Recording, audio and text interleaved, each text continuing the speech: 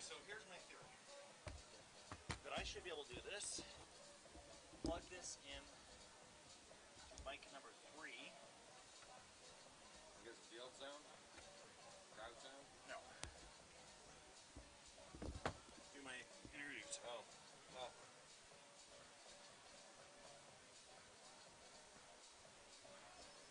So our mics are pretty separate.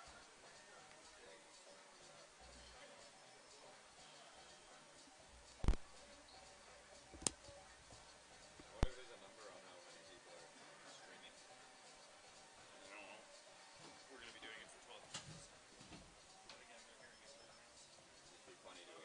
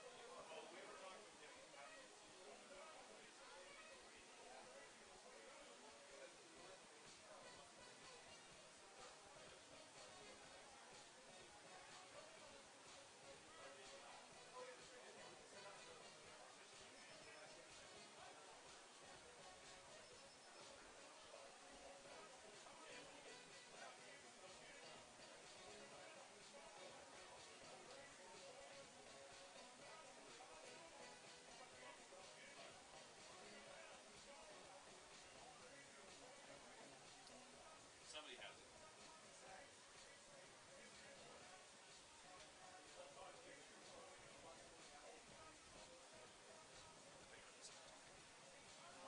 It's up to you.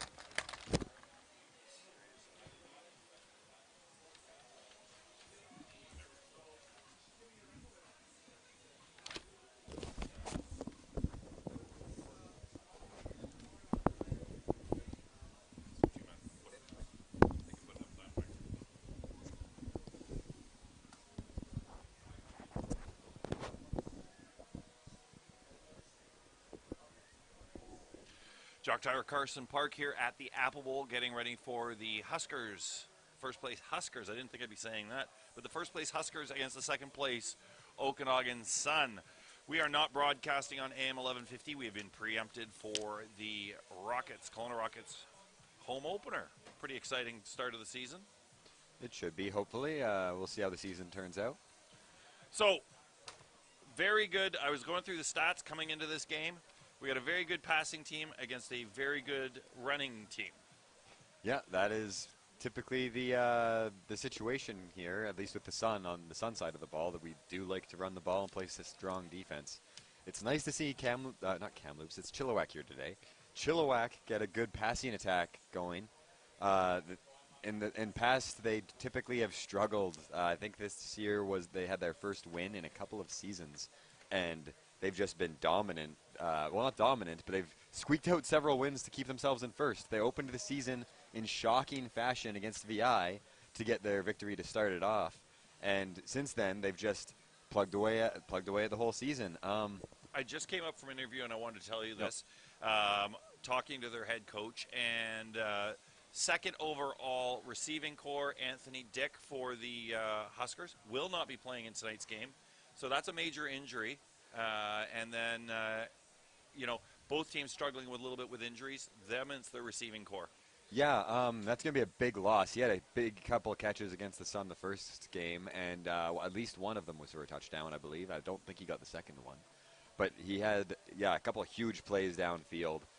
Looking at the stats from that game, though, I'm pretty sure he robbed Poulin of probably a half dozen catches. I'm not sure how that happened, but unless my mind is playing tricks on me, I think Poulin's, looking at the stats, Poulin's leading Dick 34 to 30 in receptions, and they're the top 2 in the league.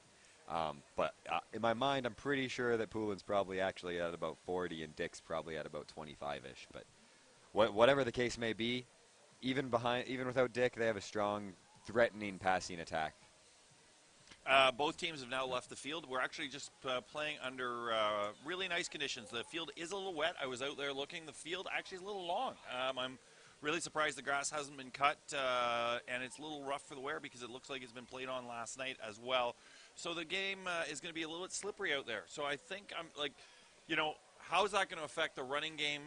Especially when you're getting that ball snapped out of wet grass. I think it's going to affect the passing game a little bit more. Just with the running game, you can really rely on the O linemen to get those heavy feet buried into the dirt, and the ground might be a little softer, but they're not relying so much on those quick cuts. They're relying on just pounding their feet into the ground.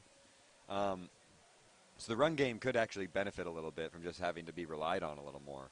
Because the passing game, you have to rely on at least 2 or 3 transitions of the ball in the air, and those are just higher chances of dropping, higher chances of miscommunications and whatnot. And with the slick grass, it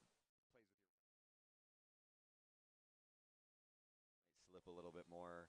Ball comes out a little less accurate and sharp than it normally would. All the tiny things just accumulate and accumulate onto it being a bigger deal than most teams would like. But the conditions aren't too bad. Like, the grass is wet, but it's hopefully it's clearing up. It's not going to dry out, but it'll hopefully not play too big an impact. I was talking to Kelowna's head coach, Ben McCauley, and we were talking about the fact that the Huskers play 50% at home games, obviously, on artificial turf. And then most of their road games also on artificial turf, where your son have the opportunity to A, at home field advantage, but B, they're used to natural turf. So these conditions aren't exactly perfect. I kind of like it. I think it falls in the Suns' favor with the turf conditions just being a little bit different for the Huskers, maybe a little more challenging. Absolutely, turf is a big deal, and especially for big passing teams, they just don't hold the same sort of water that the grass will, and you keep your footing quite a bit better than the grass will, especially with a little bit of slickness to it. So yeah. Great thing to mention, because that will play an impact on just how the receivers are timing their routes and how they're breaking, and then how the quarterback gets the ball out. But watching their warm-up a little bit, it looked like they were doing all right. It'll be interesting to see how they adapt once they have some humans and bodies in their way pressing on them. It should be a pretty exciting game tonight. Both teams vying for top spot in the league. You've got, a dogfight at the top with the Huskers losing last week to the Rams, the Raiders losing last week to the Sun, and then the Sun and the Rams are right behind them. So at 4 and 2 are the Huskers and the Raiders, and then the Sun are right behind at 3, 2, and 1, and likewise the Rams right behind it. So I mean, it's a dogfight in there. Yeah, we have Rebels at 3, 2, and 1. Rams at 3 and 3, so they're right in there too. Poor Kamloops is just having another rough year, and now that the Huskers are out of the basement with them, then it's even looking rougher for Kamloops. So hopefully they can sort that out by the end of the year and going into next. But there is a great tight race all the way from top to bottom. Like, only the top 4 make the playoffs, and we're going to have an odd man out right now. And at the moment it's the Rams, but loser of this game could easily find themselves in that same seat in a couple weeks. So.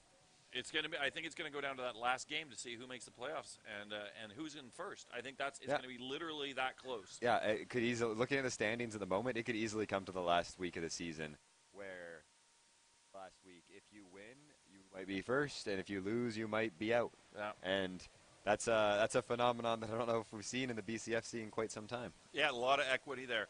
Just over the passing versus receiving we were talking about that a second ago, the Huskers are second in the league, or in the conference, I should say, in passing, and the Sun are 5th. And then if you look over at rushing, it's the exact opposite. So it's 2 truly different teams, with the Sun being second in rushing and the Huskers being in 5th in rushing. They are very much almost mirror image teams, and that's honestly almost been a traditional truism between the Sun and Huskers. It's just been on the negative side for the Huskers in the win-loss column, but Huskers have pretty reliably had a strong D that just couldn't keep up with the weight of the O that was put on them. And it was mostly the strong length of their D was always their secondary. They'd have 3 or 4 just real strong athletes flying around the field making plays who just by the end of the game be gassed and couldn't keep up. And now we have the same sort of thing on these Huskers defense. They have pretty strong secondary, pretty strong defense, as they've always had, and now they have a passing attack to go with it. And the way they've lined up is, again, the mirror image of the Sun as against this rushing attack of the Sun. It's sort of interesting how that panned out, but it gives them a little bit of character to the league. Jacob Laux back for his second game in 2 games after being injured for 4 games. I think that's going to, I'm hoping that that's going to make a really good impression on the passing game because they struggled so much while he was out for those 4 games on their passing, you know, and they really relied on the running game. Yeah, the passing game, it was really sporadic without him, and the offense just couldn't get any first down momentum going. It didn't really cost them a whole lot. I don't think we lost that many turnovers. There was a few odd picks, but for the most part, the passing attack survived without him, but without him, the offense just kind of stagnated because the passing attack wasn't a threat anymore. And I think his ability to scramble out of the pocket. Yeah, his dual threat ability is huge to the game. And his vision downfield. Yeah. I mean, the thing is that when he was pushed out of the pocket, you still don't know, is he going to run or is he going to throw? Yeah, even when he tucks it and you think he's going to truck the linebacker, he might still pull his arm out and throw it at the last second. Like he's got that sort of athletic poise to him, no matter where he is on the field, and but he's also a guy who's always looking to deliver the blow. So if I'm a defender, I'm sort of assuming that if he's moving at all, he's probably going to try to run it down my throat, and I better prepare myself. So I just want to, we're back here at the Apple Bowl with your Okanagan Sun against the Valley Huskers. They're just introducing Maxine DeHart, who is city councilor and is going to be running for city council again coming up at the elections. She is going to honorarily do the honorary coin toss. And so Maxine's here. As well, we've got the BC Dragoons. And I don't know if anyone's ever had a chance to come out and see these patrol vehicles, but the BC Dragoons have bought one of their medium armored patrol vehicles out, the Pat V, and it is pretty impressive. I got to say, it's a pretty big looking vehicle. And they're actually doing recruiting. I was curious why they were here, and they said they're recruiting. They're trying to get people to join the BC Dragoons. And the Huskers, as you can hear, are coming out onto the field behind the Husker flag. Yeah. And, you know, it was a nice contingent coming up. I saw quite a number of fans coming up with the Huskers. Great to see. It's good to see support for the BCJFL. Yeah, especially out of Chilliwack, where they've had a long history, but just not a whole lot of success lately. It's good to see the fans coming and having something to cheer about. So hopefully we get a good game out of them today. Because that's been another tale of the league is if we find the I'm not sure which page we got it on here, but somewhere we got the the points for, points against for every team. And last week, Chilliwack was first in the league in overall, but they had quite the negative score in points for and against, which was pretty shocking. Here, we found it here. Huskers, yeah, we have team score by quarter. They have 151 points for to the Suns' 166. Points against we do not have at the moment. But, yeah, the last week I think we were at negative 30 or 40, but just whoa, just got a loud chime. I don't know if you got to hear that too, but it was a little surprising. And your Okanagan Sun have just come out on the field to a big cheer from the crowd. The teams are going to be lining up, and they're introducing the lineup for the Okanagan Sun.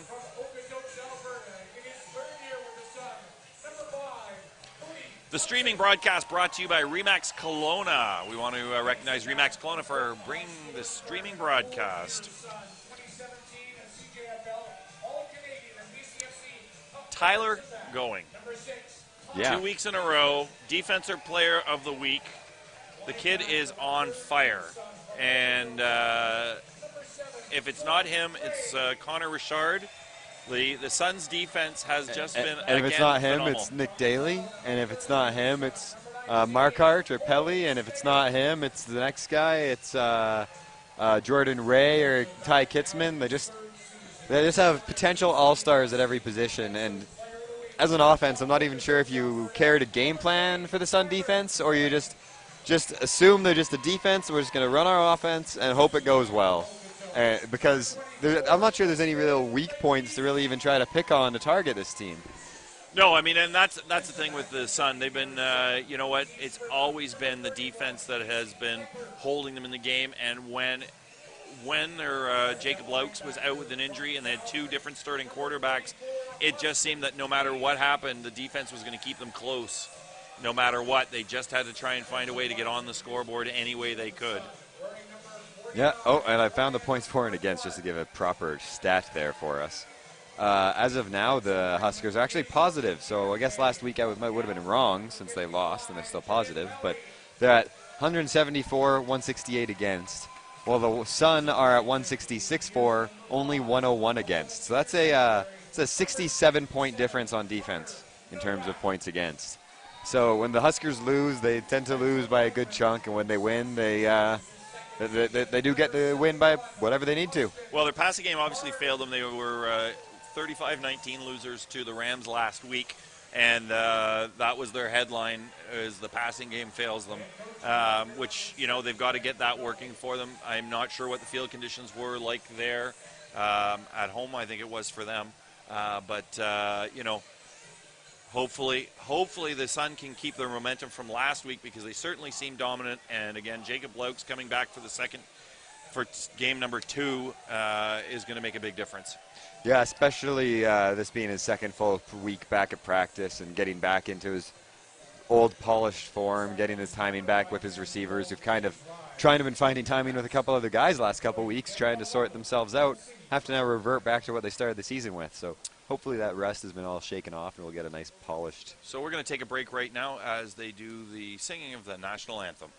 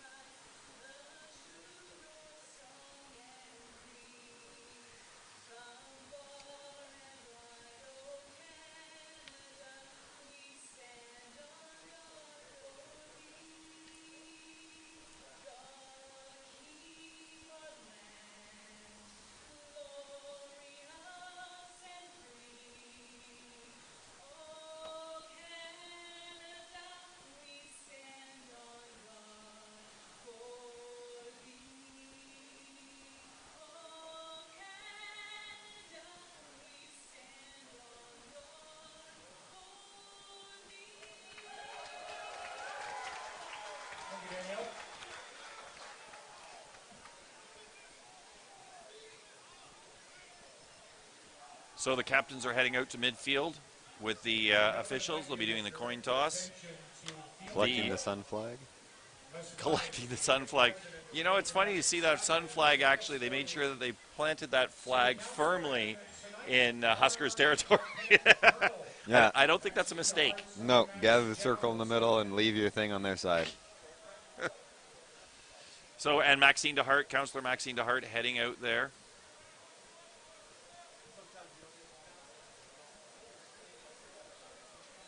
Maxine's not the tallest lady I know, and she is definitely the shortest of stature amongst all those guys out there. There's some pretty large players on both teams out in the midfield.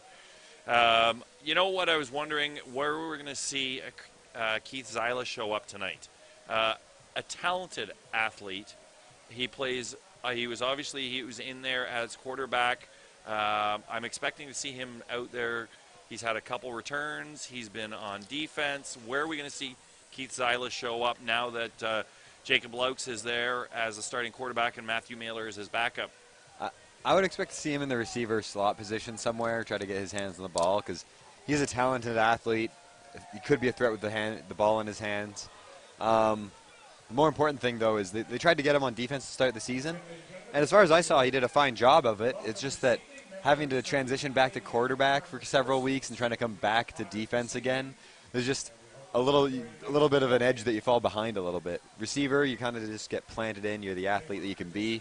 If you get that timing with your quarterback, then pretty quickly, after you get that timing with your quarterback, pretty quickly he can become a threat. Instead of having to get that communication with the whole rest of the defense back in order, and maybe taking the job of somebody who's been doing it quite well. I think it's been him and Casey Piper were there to start the season. I'm not sure who the third body in would have been in that rotation, but that Piper's been doing great, so I would definitely expect to see Zyla. So it looks like your son are going to be receiving the ball. Huskers are on the south side of the field. Be interesting to see who receives this, who returns this kick. Who have we got down there? We got two returners down there. Malcolm Miller, and is it Cakeley? Is that? I think can't see the far side. It looks like Javen Cakeley and Malcolm Miller on the near side. No Richard, who is weirdly the number 2 guy in kick returns. I think I saw that a minute ago scrolling through the stats here. And that's just something you don't see out of a linebacker all too often. No. Let's just talk about that guy's athleticism.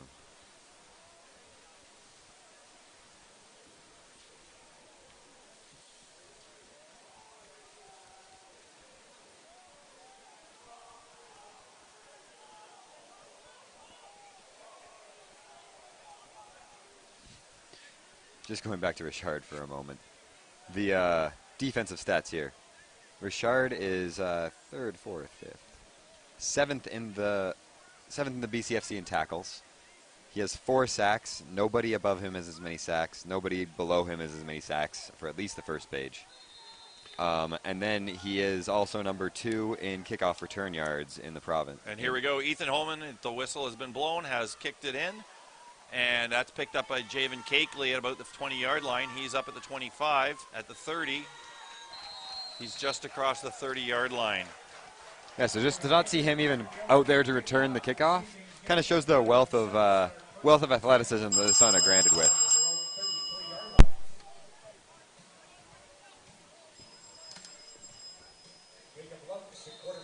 So the Sun are going to be starting off on offense here. It's using the backfield, probably. Looks like we got Curry. Everyone empty backfield to start the game. We're loaded up on the strong side. 4 receivers in motion. He's back to throw. Jake Louts up the middle. He's taking the ball. He's running across the 40, across the 45, across the 50, across the center stripe. He's across the 45, and he is brought down at the 45-yard line. Well, that's quite the start. Jacob Louts. Wow. I'm not sure. I don't believe that was a broken play. I believe he was calling that one. Yeah, I'm not sure if that was a pass and he just saw a lane and took it, or if that was indeed just a called quarterback run right up the middle of the middle gut of the field there, running down the seam. So Jacob Louts has got the first runoff, and it is into Huskers territory at the 44-yard line of the Huskers. Shotgun, 1-man back, I formation. There's a pistol, I should say. Snap, he hands it off. Right up the middle. Across the 45, over to the 35, across the 30, into the 28-yard line. It was Colton Curry. Just carrying the rock hard right up the middle. Like I was saying before, this Huskers defense tends to rely on their secondary historically, and I think it's the same sort of a deal this season, where they're hoping the Sun put the ball in the air, and 2 big plays on the ground from the Sun to start the game. That field condition might be playing its part. So again, Kelton Curry in the back position. Shotgun. There's the snap. Handoff again. He's going right up the middle one more time. Started at the 28. Looks like he's got it up to about the 23-yard line. 5-yard gain for your Sun. With 12:50 remaining in the first quarter, it remains scoreless, but they're certainly in the red zone. Yeah, that was a healthy run there, just powering through the defensive line. Probably should have been stuffed near the line of scrimmage and just pushed for a good 4, 5, 6 yards. Jacob Louts again with I formation, 1 running back, and it's Kelton Curry. He takes the snap, hands it off up the middle one more time. Looks like he's into first down territory or somewhere around the 18-yard line. Let's see where they mark that. They're marking very close to the 17-yard mark, and they're going to move those chains. Your Okanagan Sun have a first down. Oh, 1st and 10 inside the 20. Here we go. Sun threatening real strong here. Probably going to just keep it on the ground, I think. See if they can just punch it all the way into the end zone. I don't know why we'd put it in the air, but... Why bother? I mean, the hole is there. Again, same formation. It's getting a little repetitive. All your receivers lined up on the strong side. 4 receivers.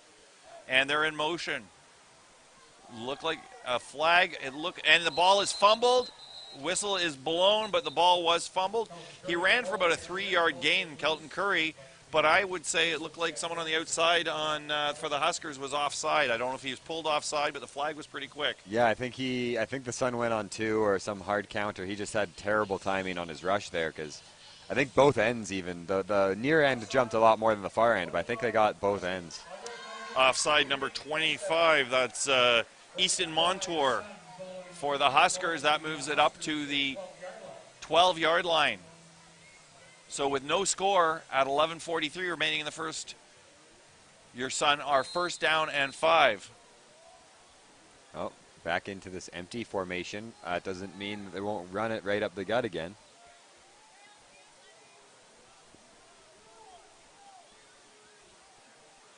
He's back to pass this time, Laux, and he's throwing the ball up and away. It didn't look like it was near anyone. I think he felt the rush coming on, and I don't think he wanted to lose any yards on that one. Jacob Laux. Yeah, that's right in the goalpost area, too. I'm not sure if that's one of those cases of he's trying to float the ball around the posts somewhere a receiver can go chase it down, or because it sort of did look like he was just trying to avoid hitting that goalpost right in the middle of the field instead of throwing it right to his receiver. Well, I think being there was that 5-yard penalty on 1st down and the repeat of down, it gave him an opportunity for a kind of a free play. So he's back with, again, no one in behind him, no running back. Shotgun formation, loaded up, but he's got 5 receivers in motion on this time. Here we go. He's back to pass. He's going out to his right-hand side. He's over in the far corner of the end zone, and it is over the head. Over the head of whichever Sun receiver is over there, giving us a nice little clap. Was that LeClaire over there? Who was that? 21 maybe. I'm not sure. Brandon Hanza. Yes, it was. Brandon Hanza. All right, so it's the kicking team coming in. Isaac Wagner coming in. He will be, he's putting a spot down on the 20-yard line with Matthew Mailer holding for him. It'll be just a 20-yard.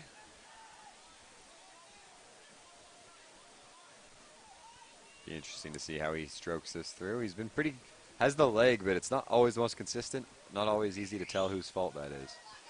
Oh, it's up. Looks and good. It is good. They're giving us a signal. So that is a 20-yard punt, putting your Okanagan Sun up 3-0 with 10:41 remaining in the first quarter. Yeah, I have plenty of leg, nice and straight. Good set, good snap, good hold. When everything goes well, the kicks are beautiful and clean, but not always the case with the really any special teams unit in the conference this year. I'm not sure what the deal is with that. You know what? I mean, we go back to it last week. Sometimes it's just the inconsistency in the snap. The long snappers just aren't getting it, and it's making it tough on everybody, on the punters, the kickers. Sometimes it's the long snapper. Sometimes it goes through the holder's hands because he wasn't expecting the snap that fast, or just misses the platform altogether. And sometimes the kicker just misses, and from our angle, it's really hard to tell because we're 60 yards away. So the Huskers have elected to start with the ball on their own 35. They've loaded up one side, no one in the backfield. He goes back on a shotgun. He's rolled out to his right, and he's got a pass, and it goes through the hands of the intended receiver about 5 yards out. That's number 2. I believe that's Poulin. Yeah, Brandon Poulin. Favorite target over there for the Huskers. Well, again, going back to Anthony Dick, the number 2 receiver in the conference, is out for the Huskers, and that's obviously going to damage their passing game. So call it 2nd and 10 from their own 35.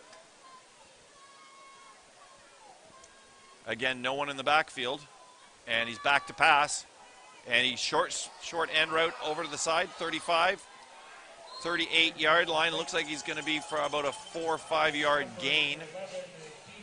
They're marking it down at the 39, so that'll be a 3rd down and 6 situation. Keegan Vickland on a pretty strong run. Be good for Chilliwack for them to get their running game sorted out, because when they can get just 4 or 5 yards of carry out of their running backs, then it really, really helps this offense shorten up those passes that they need to complete to move the chains. But So Ethan Holman back for the Huskers to punt, standing on his own 25. I believe it's Cakeley to return the punt on the other end. Javen Cakeley.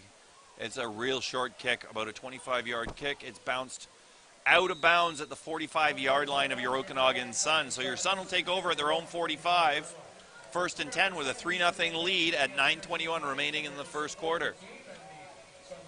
This is a little bit of fun, I'm not going to lie, not having to worry about commercial breaks. Yeah, it's great. It might get quiet every once in a while, but because we're so used to commercial breaks, but we'll try to keep it happening. So your Sun, 1st and 10 with a 3-0 lead on their own 45. I formation.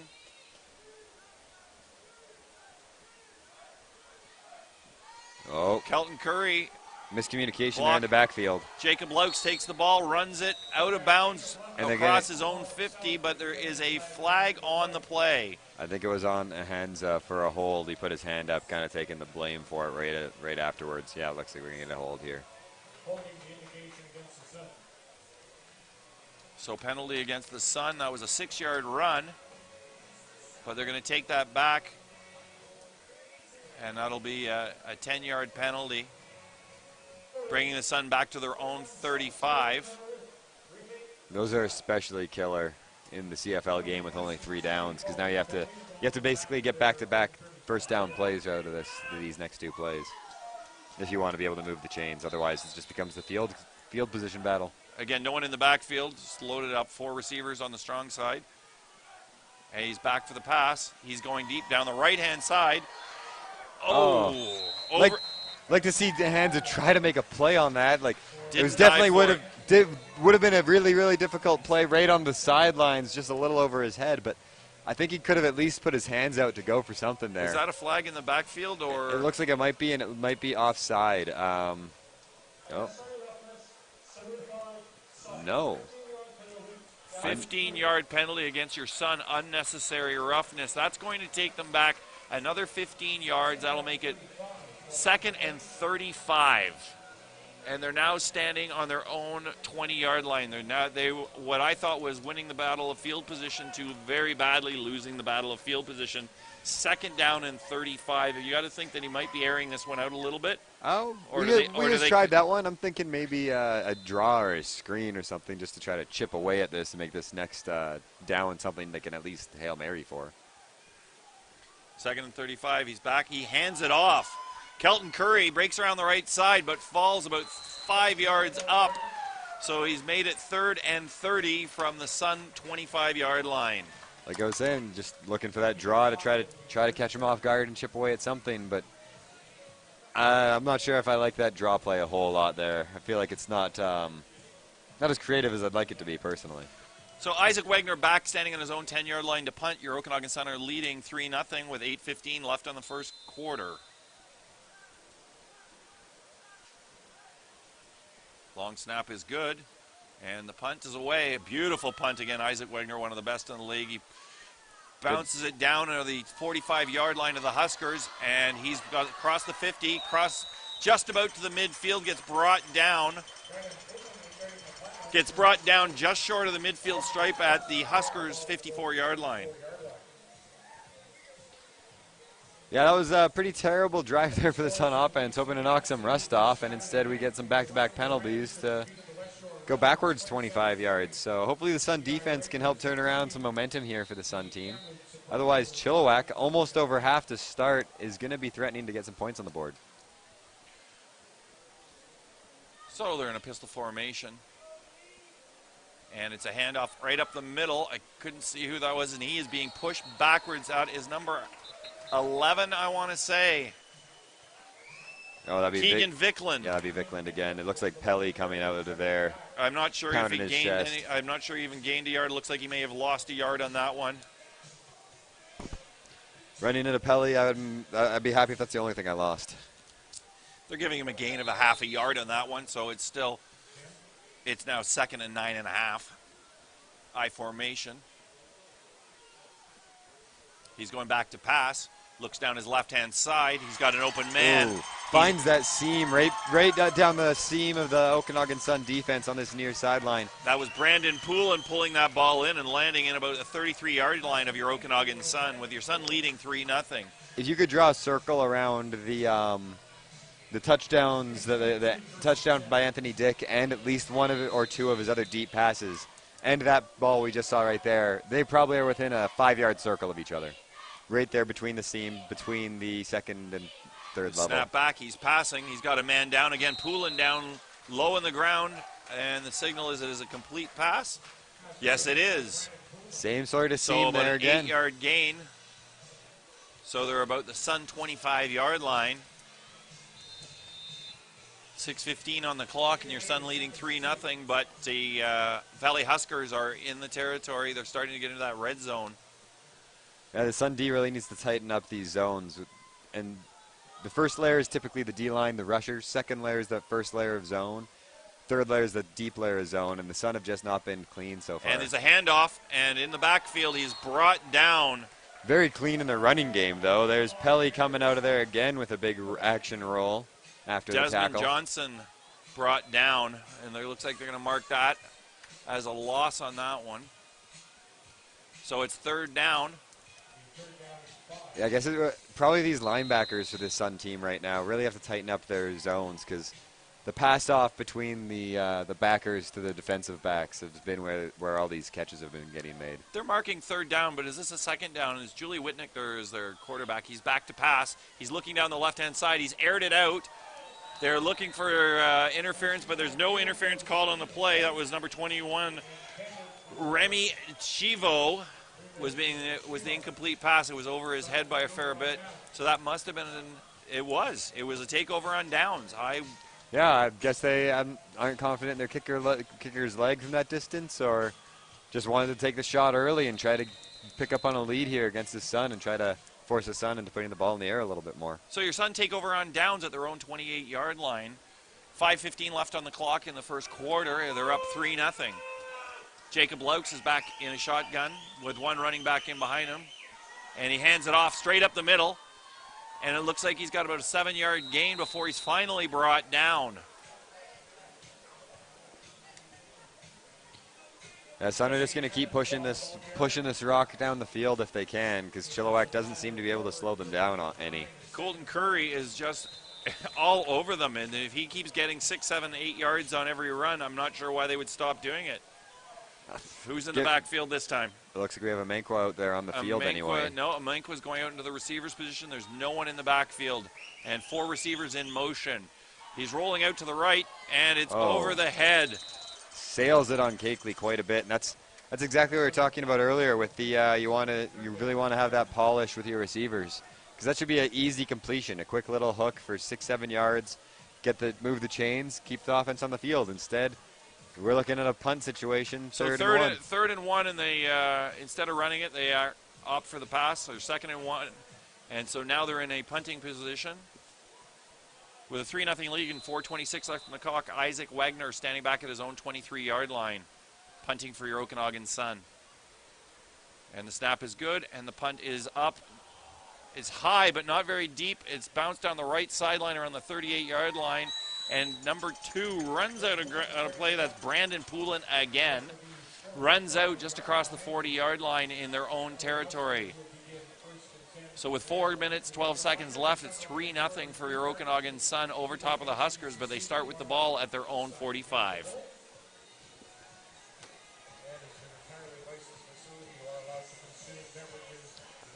See if this Sun defense can tighten up these zones a little bit against this threatening passing attack here by Chilliwack. It's really seems to me just targeting the same sort of spot on the field. Julian Whitnick, no running backs. He's just blocking for him. He flares it out to the side. Looks like about a 2-yard gain for Poulin. That is the other spot Chilliwack really likes to hit against this Sun defense. They the short side seam and the far side flats, and I haven't seen them get a lot of success out of that flats pass. Typically, it's either incomplete or the Sun are tackling them right as they're making the catch, and really expect them to push that near side seam a lot more as the game goes on. At least if the Sun can't find a way to deal with it. So they've moved over to the right side hash mark, making the strong side over on the left side. He's got two receivers on the short side, one running back, and he's gone back to pass. He's a little short pass over to Poulin over the middle. He gets the first down, and he's into Sun territory at about the 52-yard line. Yep, just on that crossing route there. Finding space in a seam to try to just, push the issue again in the air. The Sun first layer of zone coverage really needs to tighten up quite a bit better here.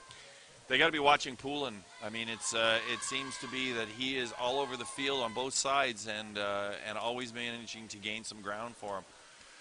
Snaps back to pass, hands it off to Poulin. Poulin's making lots of territory sideways, but not up the field much. He's up. He's got about 7 yards. 7-yard run and about 40 yards sideways. Exactly as we're talking about how they're just feeding him the ball. They feed him the ball in a quick jet sweep, and the Sun defense really needs to figure it out that the ball's going to Poulin. Don't somebody get on that guy. So 2nd and 7 for the Huskers. They're at the 45-yard line of your Okanagan Sun. Whitnick back to pass. Goes down the right side again, Poulin. But a Sun defender goes up for that ball at the same time. Jordan Ray wrestles into the ground as the ball flies by. And they're bringing out the punting unit. Announcer saying that's Ty Kitzman, but I think Ty was the other corner in the area. Yeah, that definitely was Jordan Ray on that one. Sun defense with a big stop, so that's good for this defense. I'm surprised that Chilliwack's not pushing the issue on that seam even more, because every time I see them throw it, it goes well for them. And by the end of this game, I expect to see Going or somebody just following Poulin around the field. Ethan Holman back for the kick. He's a beautiful kick, lots of air, and it's in around the Sun 15-yard line up to the 20. And he's pushed out of bounds just shy of the 20-yard line. They're going to mark it. Did you see who that was? That's on the opposite side of the field from us. I think it was Kegley on the return, but I cannot tell. So in the quarter, 2:07 remaining in the first quarter. Your Sun are up 3-0, and they're marking the ball right on the 20-yard line, so they start deep in their own territory. The Okanagan Sun 1st and 10.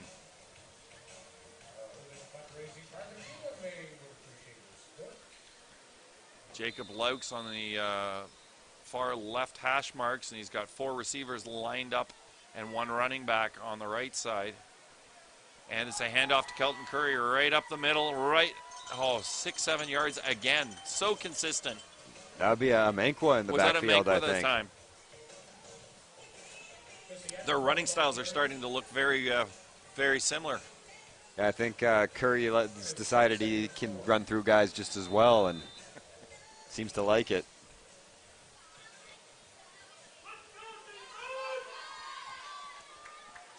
Jesse Amenkwa in the backfield again, loading up the strong side.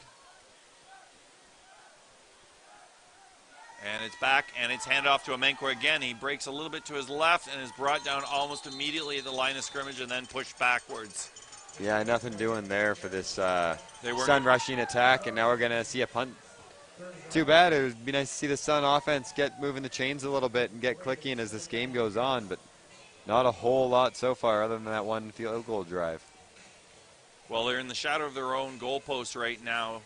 Isaac Wagner is going back on his own 15-yard lines for this punt. And they got 1 receiver, Poulin, 1 returner back here. Let's see, Isaac, good snap, and the punt is away and very high. Oh, my goodness.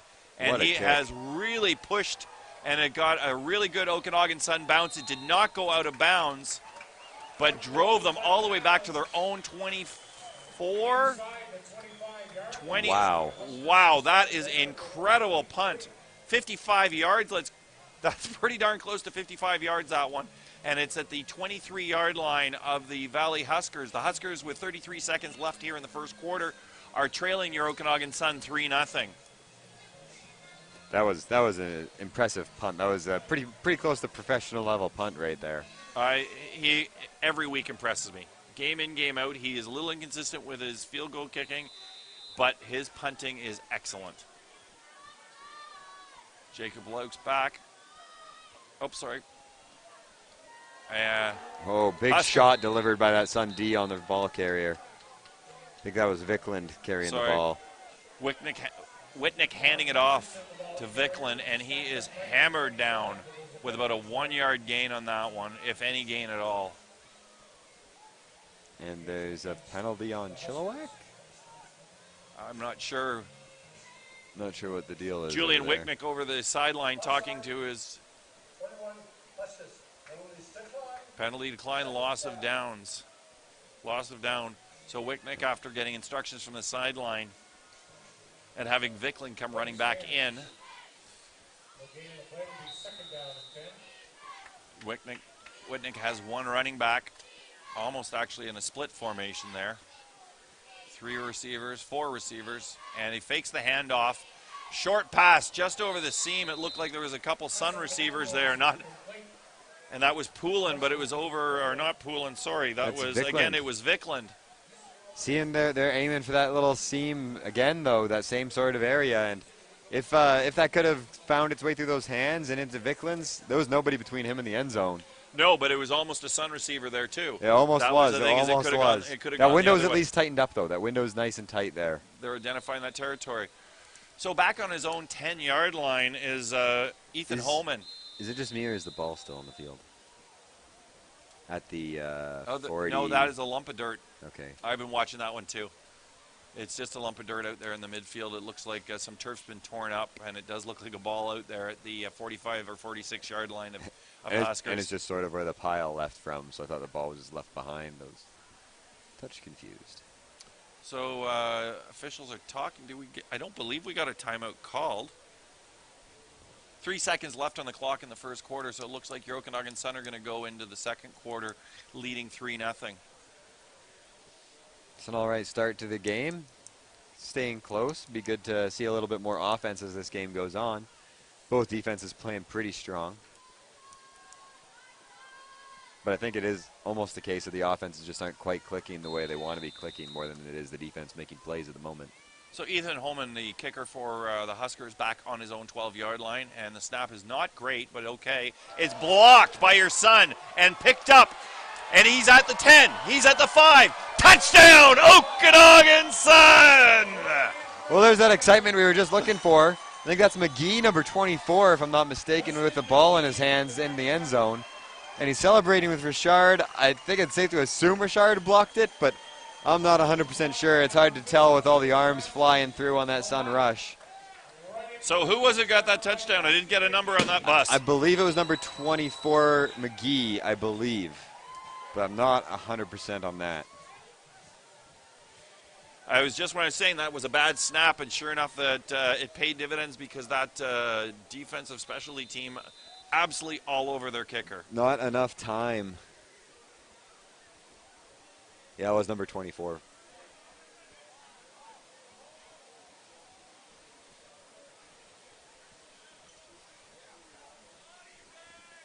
And Wagner is up and good for that point conversion. So at the end of the first quarter, your Okanagan Sun 10, the Valley Huskers no score. Well, so much for that 3-0 going into quarter time. Almost a guaranteed, but apparently not. Yeah. And I'm going to take a very quick break. I'll be right back.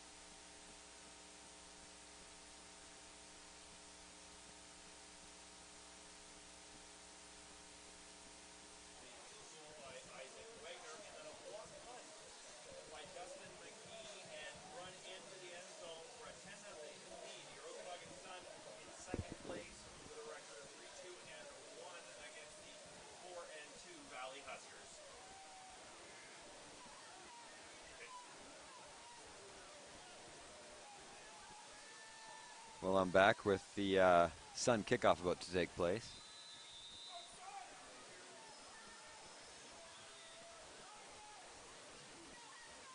And we are off.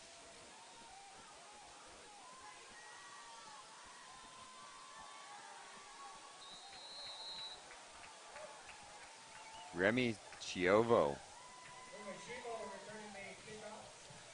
So we've switched ends here at the Apple Bowl. Your Okanagan's Sun are leading 10-0.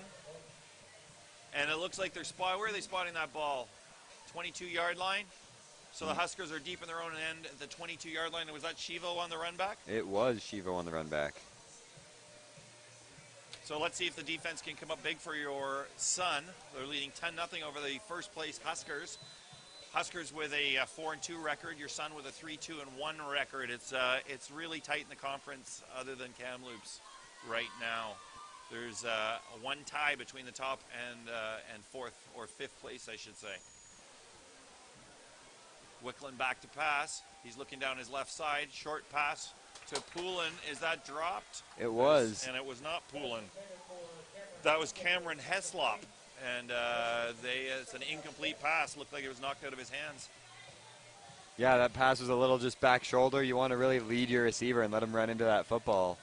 And let him box that defender away from that football. But they're hitting that back shoulder. It gives the defender a chance to get a hand on the ball and knock it loose. So 2nd and 10 from their own 22. Wicklund back to pass, looking down his left side. Over. Beautiful pass out about the 45-yard lines where they're marking it. First down and way more for the Huskers. Is that Poulin again, or is that Chiovo? I'm just looking for a number, and I think it's Chiovo. He walks with a little bit more of a swagger to him than Poulin does. Poulin just kind of trots around the field and a little more Barry Sanders-esque of like, I scored a third touchdown today. Here, have the ball. So from their own 45, 1st and 10 for the Huskers. Wicklund back. And again, he's passing. He's looking deep to his left, and it's almost picked off by the Okanagan Sun. And that's exactly what that Sun D is hoping for, is tighten up those early windows, and the receivers start to hear footsteps, and the ball sail by, and that third layer of zones just gets hit in the chest with the odd football like we see right there, and you got to squeeze that and make that a turnover for you. So Julian Whitnick in the huddle with his team with a 2nd and 10, trailing 10-0 to your Okanagan Sun. Whitnick looks like he's going with a split. No, he's going to go with a one-man back. It looks more. He's gone back to pass. He's blocking. Hands it off. He's gone up the right-hand side. Got about a 3-yard gain. Was that? I believe it was Poulin. Brandon Poulin. It was a fake pass handoff, and about a 3-yard gain. So a 3rd down and 7 for the Huskers from their own 48. I believe it was Vickland coming out of that number 11, the running back. But yeah, I don't know what it was about that last play. That draw just seemed to stand out as a little bit too telegraphed, if you will. Ethan Holman back for the punt on his own 35, and it is up. Not very good. It's caught at the Sun 35. It's crossed the 40, crossed the 45. He's up to about the 47 when he's starting to get pushed backwards. That Sun special teams is smelling blood in the water, and they came with another heavy rush and very nearly made it to that kick. I would not be surprised to see another block for the Sun D. So the Suns start with the ball on their own 47, leading this game 10-0 with 12:42 remaining in the first half. Be good to get them just a first down or two, just to start knocking this rust off and get the offense moving in the right direction. Jacob Laux back a shotgun. It's an I formation. Who's that in the backfield? Is it Amankwa? Jesse Amankwa, it looks like, in the backfield. 3 receivers in motion. Handoff. Nope, it's a fake. And right up the middle, off somebody. That was I think that was Cakeley. Off Cakeley's chest and out of his hands. It would have been a first down as well. That's disappointing. Frustrating. It was a low pass, but it's certainly catchable. you need to catch that if you want to be playing receiver at this level. The quarterback just bounced it off his receiver, right? A hard pass, a good hard fastball right in the middle of the field, but that's exactly what Chilliwack's been taking advantage of the Sun, and the Sun need to be able to answer back, or this is going to be a long game. No one in the running back position. Shotgun formation for Jacob Laux. 4 receivers in motion. He's deep back to pass. Goes down his right-hand side. It's caught at the 55-yard line, right at center field. The midfield stripe, and that is Javen Cakeley with that one. So it'll be a 2nd and 3. Good for Cakeley to come back away with that catch. Oh, there's a Chilliwack Husker down on the other end, though, the tackler. Tonight's streaming brought to you by Remax. Remax Kelowna. Thank you very much for bringing this streaming to everybody out there in Okanagan Sunland. So they've moved it back a yard. So it's back into Sun territory at the 54-yard line. So a 3rd down and 4 for your Okanagan Sun, and they're leading this game 10-0 with 11:45 remaining in the half. That player is still down on the field. I'm wondering if he might have gotten a little bit of a concussion there with the way they went down sort of both head first. Cartwheeling over each other. Yeah, he may be hearing Or a bells. leg, maybe. He's on all 4s right now, and there's no one over there to help, just the trainer out on the field with him right now. It's a beautiful night there. It's dry, but the field is a little bit damp still, and he is walking off. That looks like number 25 for the Huskers, Easton Montour. We have seen a little bit of action from him tonight. That's Easton Montour up and under his own power, heading off to the sideline. Brandon Poulin running in. I don't know if she's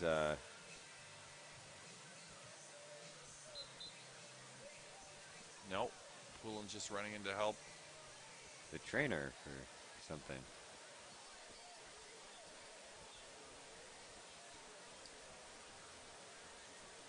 He's getting taped up while the injured player is walking off very slowly. But again, under his own steam. He's gotten a cut on his arm is what's going on, and they have to cover the blood, but the trainer was no busy blood with, on the field. Trainer was busy with the other player. That's a frustrating situation where the trainer's off dealing with somebody and you only need them for a minor little thing, but you need them for the minor little thing. Isaac Wagner back. I'd back up a little more if I was Poulin. Kicking from his own 40, and the rush is good, and Poulin is running backwards towards his own goal line. He picks it up at about the own 6-yard line. He's breaking to the right, and across the 10, around the 13-yard line, he is brought down. So again, the battle of the kickers, and Wagner is winning this one. They're marking that ball on the 14-yard line of the Valley Huskers. If I'm in the BCJHL or JFL right now, I want Isaac Wagner on my all-star kicking team. Yeah, that would, at least out of the guys we've seen this year, that's who I would be picking as well. I know that because the Sun weren't getting first downs, he was getting a lot of punting in the first half of the season. It slowed down a little bit as the Suns start to get more first downs with their quarterback back in.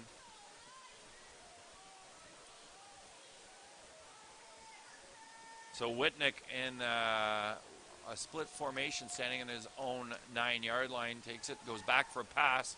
He is under a lot of pressure, and he just unloads it with nobody nearby.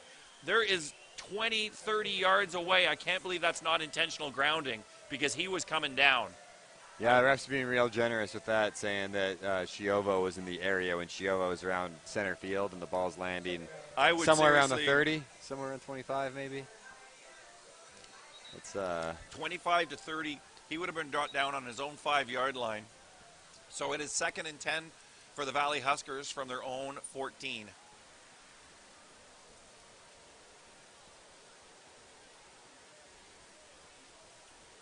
one back.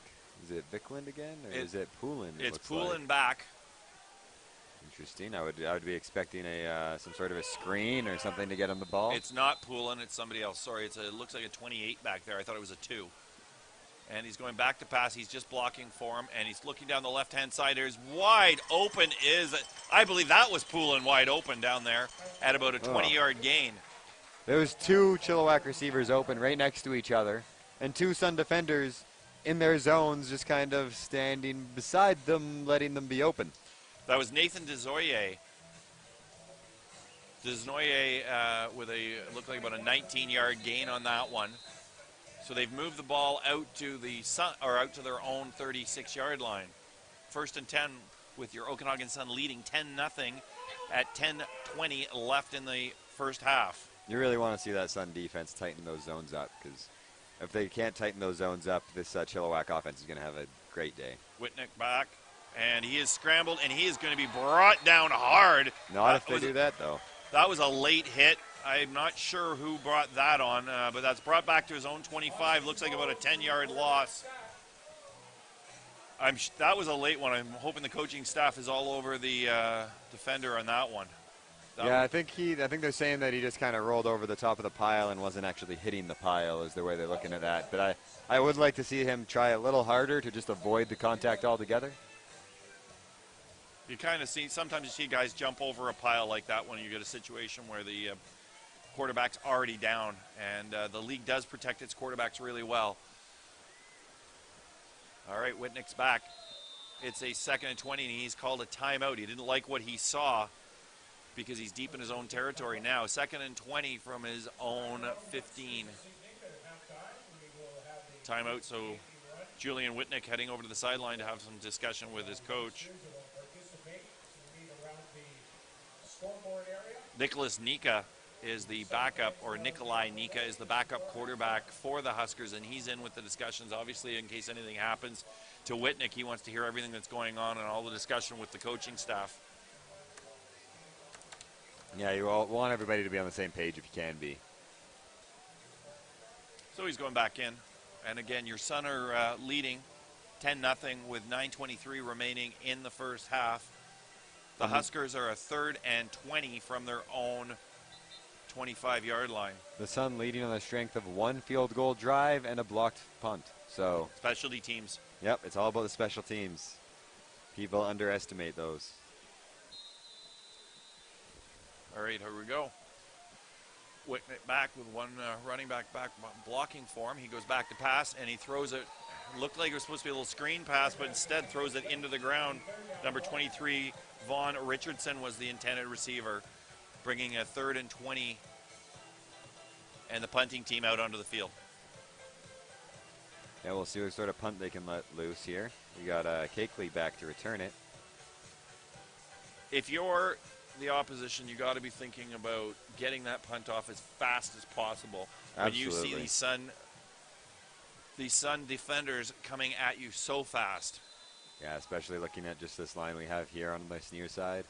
Ethan Holman standing on his own 11-yard line for this punt. They've got 4 guys blocking for him. The snap is back. It's good this time, and it's away. Cakeley is picking it up on the far sideline. It goes out of bounds. It looks like at the 40. Where is he going to mark that? He's marking 49. that across the midfield, so they're into the Huskers' territory. I thought he was being really generous with that one. They're marking it on the Huskers' 54-yard line. Yeah, I would have guessed it was just around the same area on the Sun side of half, but hard to really tell from the far side of the field. So your Okanagan Sun leading 10-0 with 9:01 remaining in the first half. Take possession of the ball. Laux is back. Shotgun formation with Curry in the backfield? I think that is Colton Curry in the backfield for him. 3 or 4 receivers in motion. Hand off to Curry. Up the middle. 7-8 yards. Consistent. And they're going to call that one about a 7-yard gain. 7-yard gain, 2nd and 3 for your Okanagan Sun. It is really interesting to just kind of look at how these 2 offenses are attacking both defenses and where they are having success. With the Sun, it's just really finding seams in that first layer of this Chilliwack D and getting pretty big runs into this defensive secondary. And with Chilliwack, it's really against that defensive secondary finding the soft spots between the zones. Pistol formation, 4 receivers. He goes back, fakes the pass, and we have a run right up the. Oh, secondary effort, unbelievable. He's brought down just short of the line, but before his knees go down, he pushes one last time, gains about 4 more yards, and it looks like they're going to move the chains. Yes, they do. That looked like very classic old school power football. Just the running back runs into the pile and disappears for a second and finds his way somehow through the mass of humanity out the other end. A little bit of a Marshawn Lynch going on there, only lost his edge at the end. So 1st and 10 for your Okanagan Sun at the 44-yard line of the Valley Huskers. Louts with one running back to pass. He rolls out to the side instead, keeps the ball to himself, and gains about 2 yards, but goes down precariously. Took a big shot while he was spinning around, too. You could hear it from up here. You never want to see your quarterback who's already been out for 4 games rolling around on the field like that. Nope, but that's sort of his style. He likes to reckless abandon a little bit. He goes till you force him down. He's not taking the easy way. 2nd down and 8 for your Okanagan Sun, leading this game 10-0. There's no running back, and we got 4 receivers up on the strong side. Now there is. Colton Curry is in the running back spot now. 3 receivers on the strong side in motion. He's going to go pass out, and it's intercepted. Oh. No, it's not. Through the hands of one of the Huskers, number 39. 29? 29. Or was that 29? Through his hands, and it Trayvon looked like a Walsh. sure interception and a touchdown because there was nobody there to stop him. Yeah, I think he was eyeballing the end zone before he actually squeezed the ball, and that's one he's going to be thinking about the rest of the game if he doesn't get another chance at a big play, because he read that play like a book, just saw that hook, and I'm going to just step in front of this and go score points, and forgot the ball. Isaac Wagner standing at the midfield stripe for the punt. Snap is up and good. He's angled it over the about the 10-yard line. He's got it across the 15, across the 20. Looks like he's brought down around the 20-yard line in Husker territory. That's Poulin again on the return, I believe. 6:37 remaining in the first half with your Okanagan Sun leading 10-0 over the Valley Huskers. The first place 4-2 Valley Huskers. Yeah, they really need to find a way to get their offense clicking and get this donut off the board to make this an interesting game again, because 2 scores away, the Sun defense will sit on a 2-score lead all day and just stifle you until they can find a way to score some points of their own on you. And that is a dangerous position to be sitting in if you Chilliwack.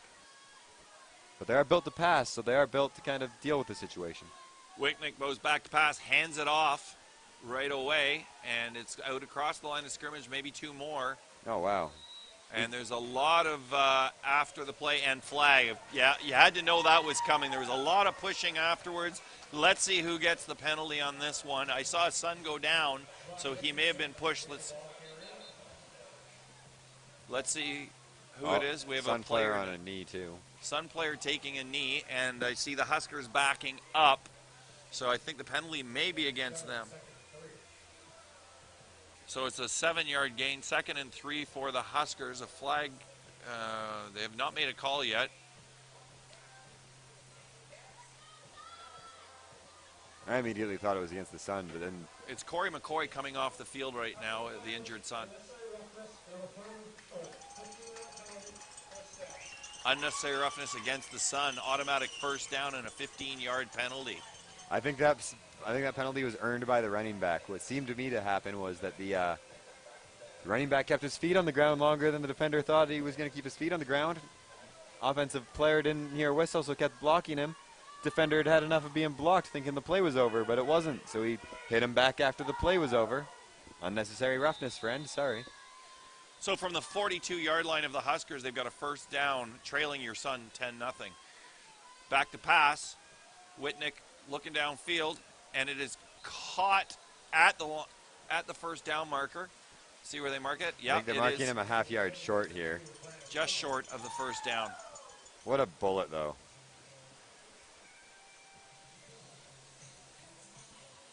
.5:45 remaining in the first half. Okanagan Sun are leading 10-0 over the Huskers. The Huskers have moved the chains now on a penalty and are at their own 53-yard line. Looks like a half a yard short of the first down, 2nd and a half a yard. Wicknick looks like he's set up to hold the ball himself, Julian Wicknick, the quarterback, and he does, and pushes across that line of scrimmage and Looks gets like the first down easily.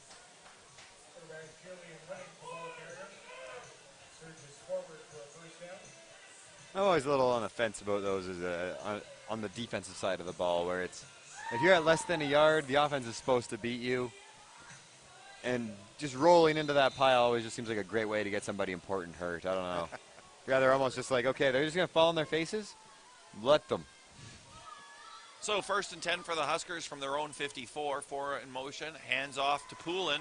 Poulin's breaking down the side but loses 4 yards on the play. He's brought down very quickly by your Okanagan son. Great tackle there. Didn't catch a number on who got the tackle. That was number 71 who was the tackle on that for your son. Austin Bowes. Yeah, Austin Bowes, beautiful, got that tackle in. So that moves them back to their own 51. 2nd down and 14. I believe Austin Bowes is the man replacing Nick Daly at the moment. Still hurt. Hopefully he comes back again before this year's over. It sounds like he's expected back next week. We'll see what happens. That receiver looked like he was offside by a long way. Intended receiver drops the ball. That's Keegan Vickland, intended receiver, and it goes right through his hands. With a 3rd and 13, the Huskers are going to have to punt again. And that receiver looks like he forgot something again. You know, maybe a lot of these drops, I think, are guys looking upfield before they've squeezed the ball. That interception that should have happened, there's been at least 2 drops where I'm sure the guy who's dropping the ball, it's hitting him, and he's thinking about who's about to hit him. Either that or, you know what, as I was saying earlier, the field is still damp, and whether that ball is just a little bit wet when it's being thrown. Especially with the velocity some of these balls are coming out. And back for the kick. Just about blocked by your son. Cakeley picks it up on the 32. He's out across the 35, up to the 40. He's brought down about the 41-yard line. But a 16-yard run back for Javen Cakeley. A very wobbly snap there on the long snap, and the kicker barely gets it off. We really need to see a cleaner snap for these guys if they want to keep that kicker's legs safe for one thing and keep the ball safe for the other. Again, we have an Okanagan son taking a knee out there at midfield. Is that Cakeley? I hope that's not. No. No, it's...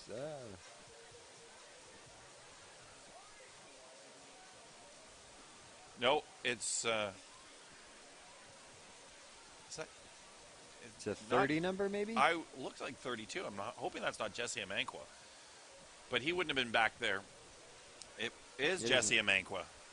Oh, hopefully that's not a serious injury and we see him again here tonight. He's walking off under his own steam. He says he's okay. He's not coming off fast. He's hitting his leg, like sort of indicating that maybe he took a weird shot to the hip or something. But he's walking, so he should be all right here. It looks like he's actually going to break out into a dance for a second the way he's walking. I think he's okay. So with your son leading 10-0, there's 3:43 remaining in the first half. Jacob Lauk's back. One running back. Over on the strong side, he's handed off right up the middle. He breaks to the right. That was Colton Curry. It looks like he might have got 2 yards if he's fortunate. 2nd and 8. Nope. There looks like 2nd and 9 almost where they marked that ball.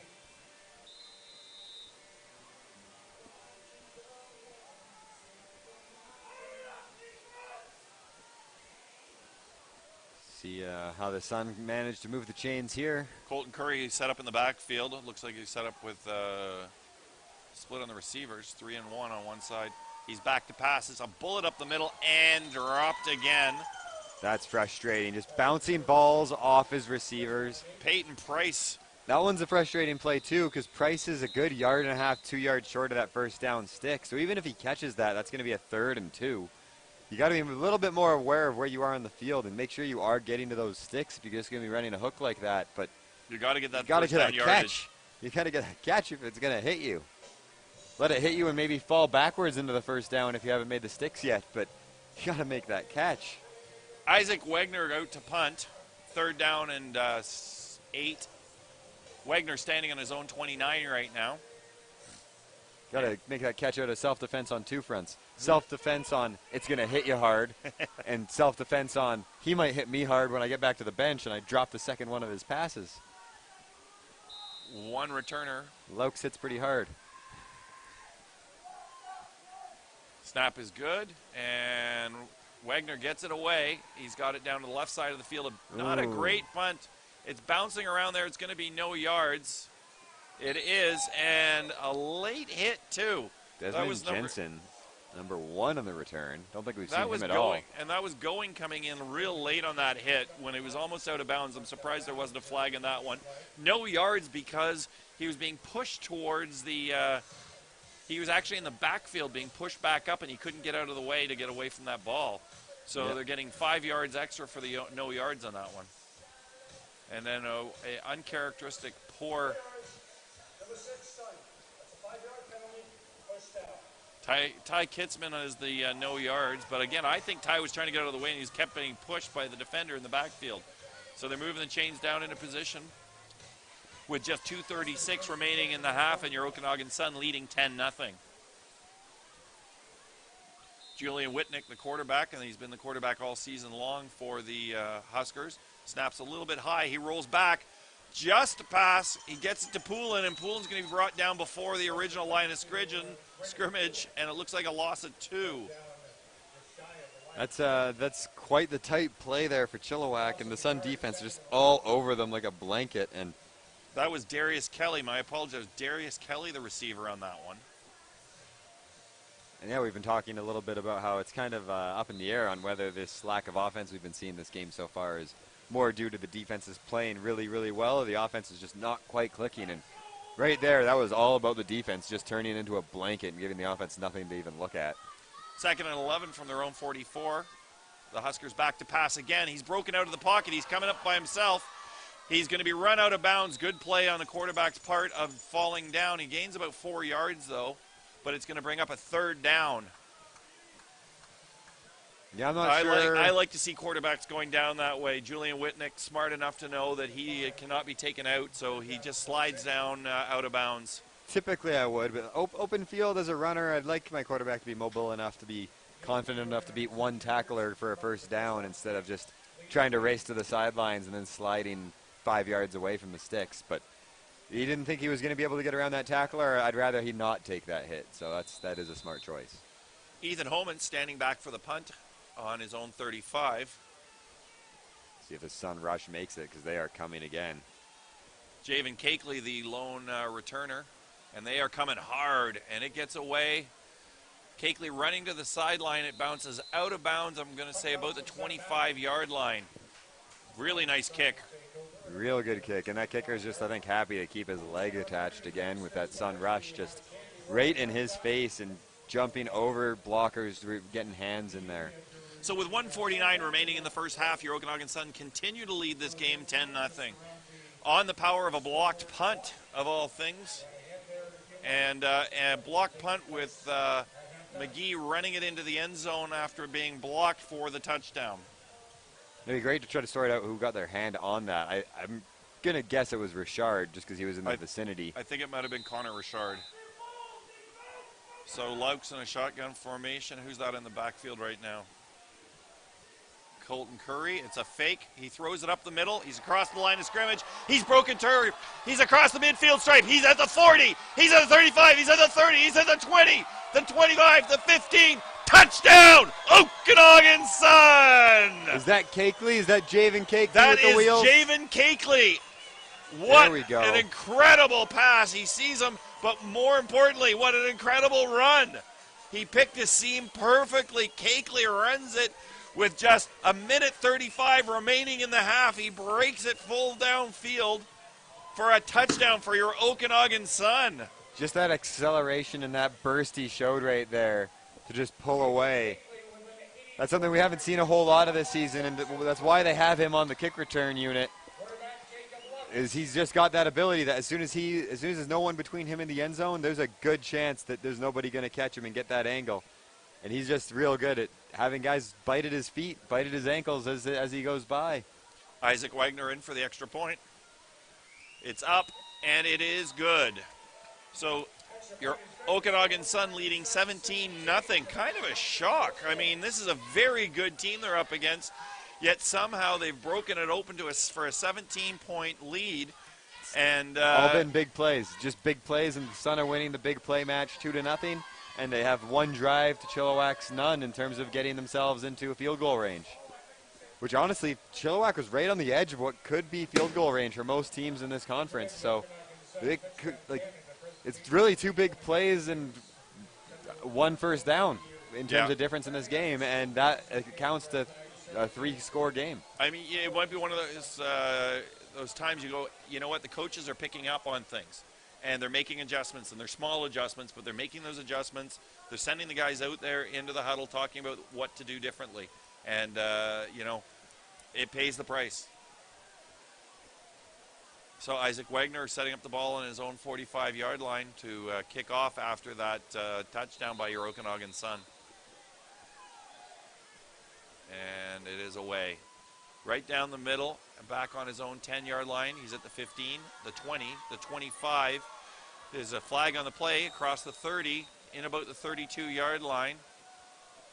And that was number 21 on the run back, Remy Shivo. So Shivo has been active in the play. Flag, we're going to find out in just a second what that flag is. It's back at the 22-yard line, and it's being marked. Yeah, it's going to be against Chilliwack, I think. There was quite the lane there for him to take there for a little bit if they could have gotten the blocks to seal the alley, but There was illegal block. That's where. So they're taking it all the way back to the Huskers' 14-yard line, with the Huskers trailing 17-0 with 1:28 remaining in the half. Do they try to get a couple first downs, or do they try to run the clock out and not give up any more damage deep in their own end here? Whitnick back to pass. He's looking down to his right. He goes, oh my goodness, that was to Poulin. And Ty Kitzman was all over it, and I think he had sights on that ball. He at sure about did. The 20-yard line. Kitzman looked like he was going to go after that one. Kitzman's been hungry for a pick now for weeks, and I think he's only got the one this season so far. Maybe two, I'm not sure, but only one's coming to mind. And last season he had 4 or 5 weeks in a row with a pick. So he's really had a bit of a frustrating year for himself, I'm sure, but great play there. 2nd and 10 for the Huskers on their own 14, trailing 17-0. He's back for the pass. He goes down the left side of the field and is over the head of Poulin. Poulin is only about, I want to say, 5'9", 5'10", and that ball was about 8 feet high, just over his head. He got some air on that, so and there's a flag in the backfield now. Not sure what that was, and they're going to move the ball.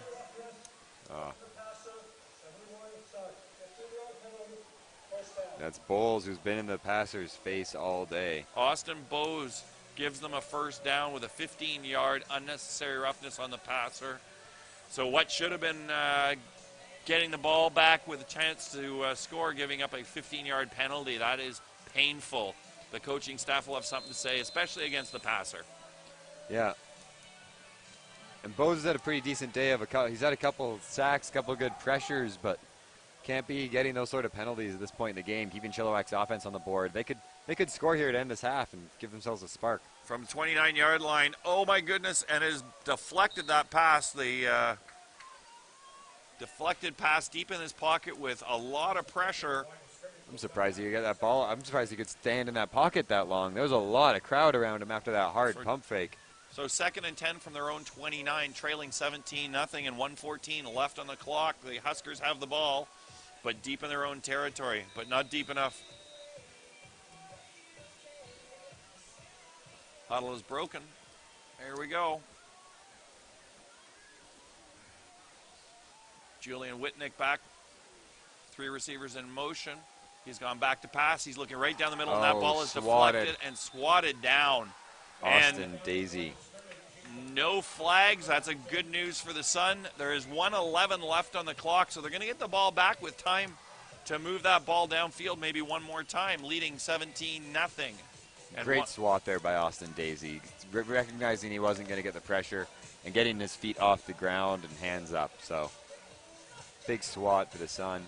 And look, we got Malcolm Mitchell back there to return this punt. Haven't seen him a whole lot in the last little while after being a man of all traits for a game or two there. Standing back on his own 35-yard line, and The punter is getting it away from his own 15. It's a lot of air, but not much depth. He picks it up at his own 45. He's going sideways to the short side of the field, across the 45, up to almost the 50. Oh, I would have loved to see him hit the brakes if he could and cut it upfield there, because there's only the one tackler forcing him out of bounds and 3 or 4 Sun players there defending the sidelines after that, and might have been able to make a bit of a run down to the sidelines if he could have hit the brakes. So Malcolm Miller has got the Sun into a decent field position at their own 49, leading 17-0 with 59 seconds left in the clock of the first half. Let's see what your Sun can do if they can move it up at least into field goal position. Yeah, push this. It'd still just be a 2-score game with a field goal, but it would be a hard 2-score with 20 points. A low snap. Laux is back to pass. He's looking deep downfield, and he's got a man open, wide open on the 35. He's at the 30. He's at the 28. He's brought down. Is that Leclerc? That was Colton Curry, number 38. Curry with the big catch. And we have an injured Husker on the field. But Colton Curry with a massive, let's see if they get that clock stopped. 49 seconds left. And the ball is sitting at the Huskers' 28-yard line. Wow, what a play. Some great dangles trying to fight for the sideline there after the catch, too. Trying to just juke around defenders. And as a defender, you kind of have to pick an angle and force him to do so, go a direction, but it's just too bad when you force him to go the direction he wants. That's sort of the rule, is everybody except the middle linebacker and the safeties are supposed to be forcing the man back inside. So those in-out moves he's giving everybody, everyone should be taking those outs and let him take that in. If he wants to cut it in, he's going to run into the next man, and that's the way it's supposed to work when you're building that defensive net. And he's just trying to wiggle his way out of that net around to the sidelines and around the edge to the goal line. But great tackle at the end to not quite let him make it there. So that is Jordan Ferry coming off the field with on his own steam, no limping or anything going on. He's got a trainers out there with him. So your Okanagan Sun leading 17-0, 49 seconds left in the half, and they're threatening again. They're at the Huskers' 29-yard line. 1st and 10. Laux has got 3 receivers lined up. He's got no one in the backfield for him, and 3 receivers on his left and 1 receiver on his right. That empty set is a hard set to defend against, especially when you have a strong running quarterback like Laux. And the receivers are in motion, and the snap is back and good. He's looking deep. He's broken out to the right himself. He's keeping the ball. He's looking downfield. He's running it up the field. Looks like he gets about a 7-yard gain, and he runs himself out of bounds instead of getting tackled. Another great play. That's exactly what I'm talking about, where it reminds me of playing, growing up as a kid, playing as Michael Vick on Madden, where just everybody right away, and if they're in zone, I'll throw it over the first layer of zones, and we're outnumbered on the deep end. And if it's man, they'll just chase you down the field, and I'll follow you. And that's just what Laux did there for a good almost first down, 8 yards, 7-8 yards. So we'll call it 2nd and 3 from the 22-yard line of the Valley Huskers, with your Sun leading 17-0 and 34 seconds left on the clock in the first half. Looks like we called a quick timeout here. Is that what it is? Yeah, Laux coming to the sidelines. Oh, there we go, and the water bottles are coming out onto the field. That time for a drink of water then. Cakeley has been is getting a refreshment right there. He has been all over the place, Javen Cakeley. He's really redeemed that first bad drop that he had that really just bounced off his chest after that huge catch and run, and some of his better returns that he's had here tonight too. Sun return team. You know what? I think you summed it up, though. I mean, Laux has got such an incredibly powerful arm, and that one literally bounced off his chest. It was only about a 7-yard pass, but it looked like it could have gone 40 yards downfield the way he threw it at his chest. Yeah, I had one quarterback that I played with growing up that threw the ball so hard it whistled at you, and you honestly were catching the ball out of fear as much as anything, because you thought if it got through your hands, it was going to bruise your chest or like leave some sort of ridiculous twist with the spin on the ball hitting your skin. And Laux has the same sort of arm on him, where he's throwing that ball with such a velocity that players are probably a little worried about breaking fingers or letting it through and winding themselves. There's Zyla out here on the far side. Oh, that's good.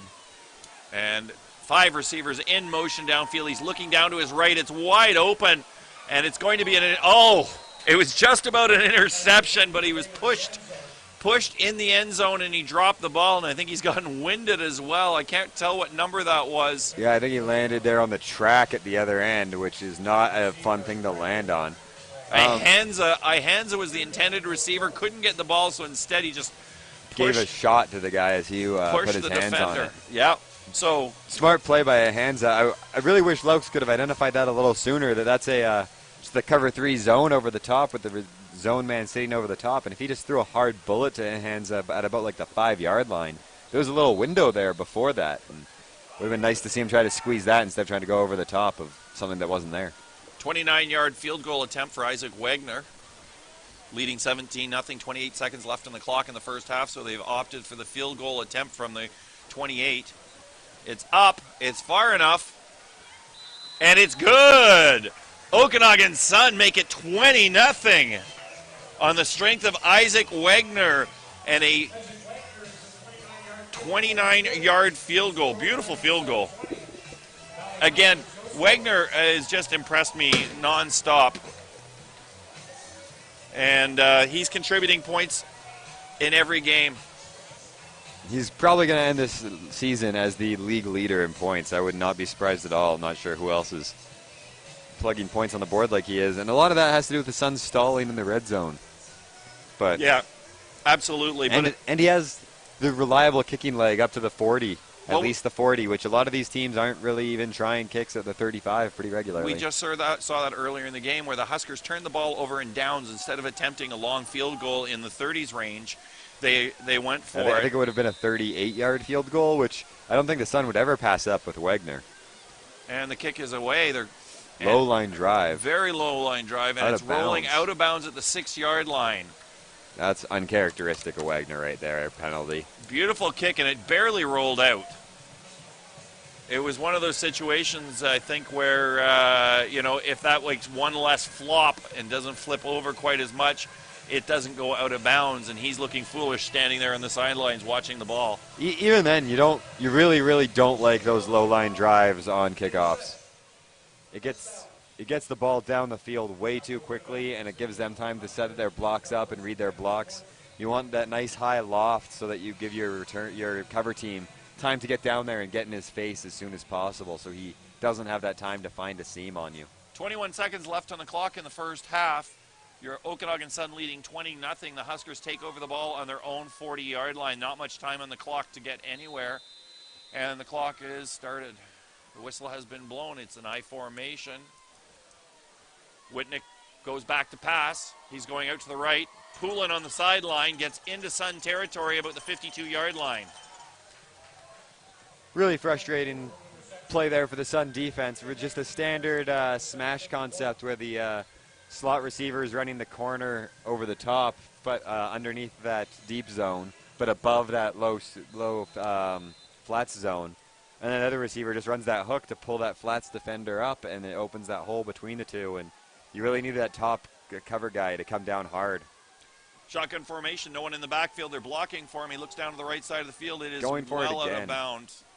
Kitzman there, though, smartly fades his flat way, way deeper underneath that play, and they kind of pinch Poulin on a high-low situation between him and Ray. I think it was Remy Shivo was the intended receiver, but again, I would say it was at least 10 yards over his head on that one. I don't know that anyone was going to get that ball. No.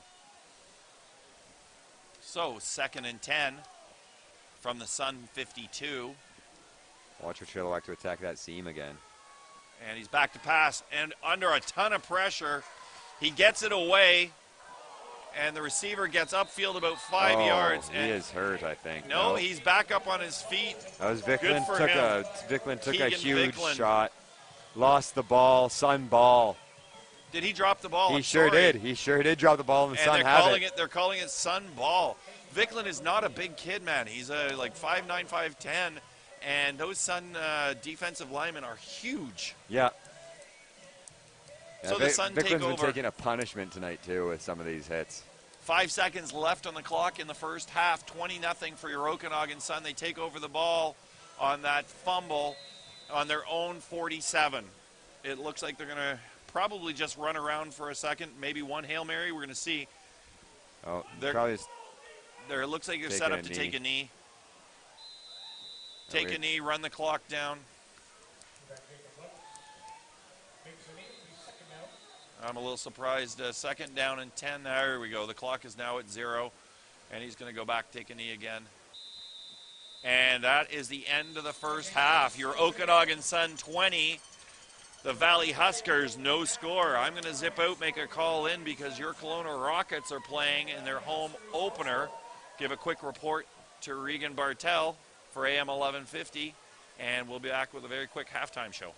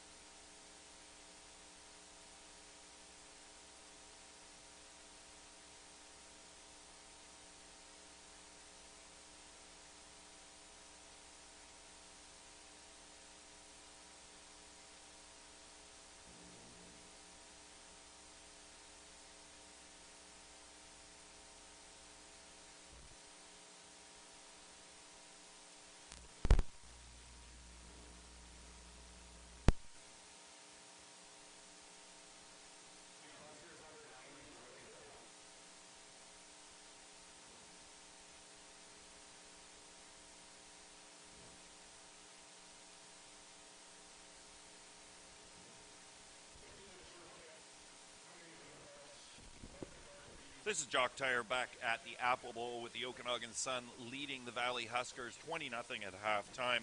I was fortunate enough to catch up with the both head coaches prior to the game, and we're just going to go to those interviews. Coach Ben McCauley. Coach Ben McCauley of your Okanagan Sun up against the Valley Huskers for the second time this season. Had a real battle down there. Last week's game, starting quarterback's back. Offense looked a little better. What are you expecting this week out of the offense? Just expecting another step forward. You know, we've had continually improved since we last saw Valley. You know, we're not where we want to be just yet, but we're getting closer and closer every game. So having Jacob back is a great confidence booster for the guys. They can rally behind him. He makes plays even when there's no play to be made, so that really fires the guys up, and that goes a long way toward extending drives and keeping our defense well rested and allowing them to perform. The Huskers lost a big game last night. They won 3 straight, or last week I should say. They lost 3 straight, or won 3 straight, lost a big one against the Rams last week, making the top of the standings really tight. What are you expecting out of the Huskers tonight? You know, I think they're a well-coached team. They come out to play. They've got nothing to lose. They play like a club that puts it on the line every week, and playing from an opposite end of us where, you know, the expectations were, you know, if they win a game, then it's a good season. And I think they've proven that they can win more than one game and be a top team in this league. So I think they've got a little bit more pressure now to live up to that name and that they've created for themselves. And I expect to see them come out firing tonight. Field's a little bit wet. We got natural grass here, and it's a little bit wet tonight. Grass is a little bit long. What are you expecting for field conditions? Is it going to affect the running game? It will to a degree, but I think you know, everyone kind of deals with the same thing. The advantage we have is we've been practicing all week, and every week, on grass surfaces, and I think this is probably something new for Valley this year. I don't think they've practiced or played on grass at all, so it may work to our advantage or not, but I expect that to only be really relevant in the first quarter or so. How are we for injuries at this point in the year? We're still pretty banged up. You know, our offensive guys have returned, and now some of our defensive guys are sitting out. So, you know, we're still missing our defensive end, Nick Daly, probably for gone until next week. But overall, we're okay. Nothing serious, just more precautionary. Coach Ben McCauley. That was Coach Ben McCauley of your Okanagan Sun pregame, and a little recap on the first half, your Sun against the Huskers. Early, Isaac Wagner, 20-yard field goal, makes it 3-0 for the Okanagan Sun. And then just when we thought the first quarter was going to end with a 3-0 lead, they block a punt. We think it was Connor Richard who actually got a hand up on that ball, but we know it was Dustin McGee who ran it into the end zone. So at no time left on the clock in the first quarter, Dustin McGee runs it in to make it a 10-0 after the convert for your Okanagan Sun. In the second quarter, it was an unbelievable Javen Cakeley show as Cakeley receives a very short, about a 10-yard pass, runs it 84 yards into the end zone for a 17-0 Okanagan Sun lead. And then just to add a little insult to injury, the Sun, with 21 seconds left on the clock, managed a 29-yard field goal by the premier kicker, I believe, in the league, number 86, Isaac Wagner. So that's what we've got at halftime, is your Okanagan Sun leading 20-0 over the Valley Huskers. The Sun are sitting at a 3-2-1 record, and the Huskers are 4-2 in first place. So this is going to make a huge difference between the two teams and the standing sheet, because there is all teams within a game other than Kamloops are all within one game of each other. So we're going to listen to a quick interview that we had with the Huskers head coach right now. Bob Rice, head coach of the Valley Huskers. Big loss last week against the Rams. Tough one. It's made the top of the BC JFL look pretty tight. What have you changed up for this week? I mean, obviously, looking at the game last week, there's some things we needed to clean up. You know, we need to get a running game going, that's for sure. That was evident last week. And we need a little more consistency in finishing some drives and eliminating some turnovers, you know, and then being able to create some turnovers defensively, you know, and limit what they can do on offense. The field conditions a little wet, grass a little long today. Do you think that's going to affect you guys with your running game at all? I mean, I don't think so. I mean, yeah, the field's a little wet. It's not pouring. It's pretty clear out here, and it's a little bit long. But, I mean, we touch on that going into the week. We know that, you know, we prepare our guys for it. It's not turf. It'll be a little bit different. But it's a football game, man. It is what it is. You know, if you let the field conditions get into you mentally, you're probably not as focused as you needed to be. So, you know, we've talked about that going in. You know, the field is what it is, man. Don't let that be your concern. We got a big football game, and that's where our focus needs to be. We're getting well into the season now. Injuries are starting to show up on all the teams. Have you got any injuries that you're issued with defense, offense that you're a little concerned about? I mean, Anthony Dick is out for us today. Obviously, that's a big loss for us today. He's, you know, one of the top receivers in this league. You know, but like you say, it's late in the season. Injuries are on both sides. I know they got a couple key injuries too. You know, and that's part of the game. At this late in the season, you got to be able to battle through, and the backups need to be able to step up and get the job done. Coach, thanks very much. Have a great game. Thank you. That was the Valley Huskers Bob Rice, and just before the game, and talking about Anthony Dick, one of their star receivers, and second in the conference, only to his own teammate, Brandon Poulin, and he is out right now, which is obviously a big letdown for them and their passing game. And then for the Sun, the injury we're looking at is Nick Daly, huge guy in the backfield, getting into the opposition's backfield, and all over quarterbacks, putting a lot of pressure on him. So there's two. Each team has their own concerns going into the game tonight. But your Okanagan Sun seem to be on top of that with a 20-0 lead coming out of the first half. Yeah, Daly, I believe, is still leading the BCFC in sacks. I don't think he's the CJFL leader anymore, but I think he's still leading the BCFC in sacks, and this is his second full game he's missed, and he was injured the game prior to that. So that's pretty impressive if he survives as the BCFC leader after this week too. Hopefully he's back next week to try to keep defending himself in that sack leader race. And I just miss seeing his speed off the edge. That was just a phenomenon to just watch play after play after play. Just, I don't know if I've ever seen anybody that quick off of a snap. You know what, we talked about it early in the season, how many calls it looked like were called offside when really we don't believe it was. It was just him getting off on the snap that quickly. The guy is an incredible athlete, so the Sun are missing him a little bit on defense, but not a lot, because this is still the #1 defense in the conference. Yeah, there's just all-stars at every position, and Daly being there just makes life easier for everybody else, because it forces quarterbacks into panic decisions that just give the ball to the guys like Going and Kitzman and company. But no, without him, Marquardt stepped up quite well. He doesn't get the same sort of pressure, at least not the same sort of quickness off the line pressure. But between him and Richard's 4 sacks on the season, the Sun are still getting pressure. It's just missing Daly. You do miss that one element of just a one-man pass rush. Yeah. And I mean, going again 2 weeks in a row, the defensive player of the week. Really stepping up in Daly's absence. But yeah, that back end. And we saw it a couple times here. We're, in the face of the quarterback constantly. Their quarterback cannot be comfortable in the pocket. And we've seen him scramble a couple times wondering when he was going to get hit. He didn't look like he was comfortable in that pocket. And Jacob Laux on the other side, that looks really comfortable out there. He scrambled just a couple times and gained yards almost every time. Laux looks real comfortable and confident. His Sun receivers really have to get more awareness in terms of where exactly the sticks are. And we really need to squeeze more of these catches, because there's been 4 or 5 passes that have just bounced clean off of receivers' chests. And you need to squeeze those. But even some of the ones that have, had they caught it, they would have wound up in 3rd and short positions instead of first down positions, which you can't have those 2 mistakes going on in games like this, or this game's going to suddenly wind up being a lot closer than they'd like if Chilliwack's offense can sort out somewhere to attack the Sun D.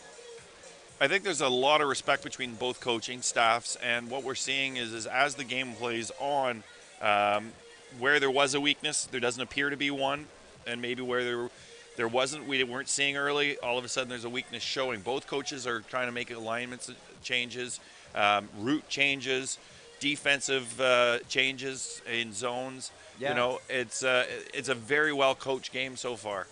How Chilliwack ended that game, they ran 3 or 4 pass concepts in a row that were just the high-low on the sidelines, where you're trying to suck the flats defender up to somebody running a shallow out, and then you want to throw the deeper out or corner in front of that deeper zone. And the Sun defense started to adapt to it well with Kitzman floating back and leaving that flats player alone. But then that's an easy completion to the flats if they want to take it. And seeing Chilliwack run that several times in the half, it'll be interesting to see if they try to come back inside to that seam that I think is really the vulnerable spot on this Sun defense, is that near side seam, probably 8 to 15 yards downfield between the linebacker, halfbacks, and the safeties, wherever that transition's taking place. Both teams are out on the field. Isaac Wegner picks up the ball, moves it over to the hash marks that he prefers. Getting ready for the kickoff. Who's back? Let's see who's back there in the lot of respect shown because both kick returners are standing in between their own 10 and 5 yard line. So a lot of respect given to Isaac Wegner. And the kick is, he's flubbed it. He's missed it, and it didn't go 10 yards. It was 4 yards. And the flag immediately. Chilliwack takes the opportunity to smoke Wegner into the ground, which it didn't go the distance.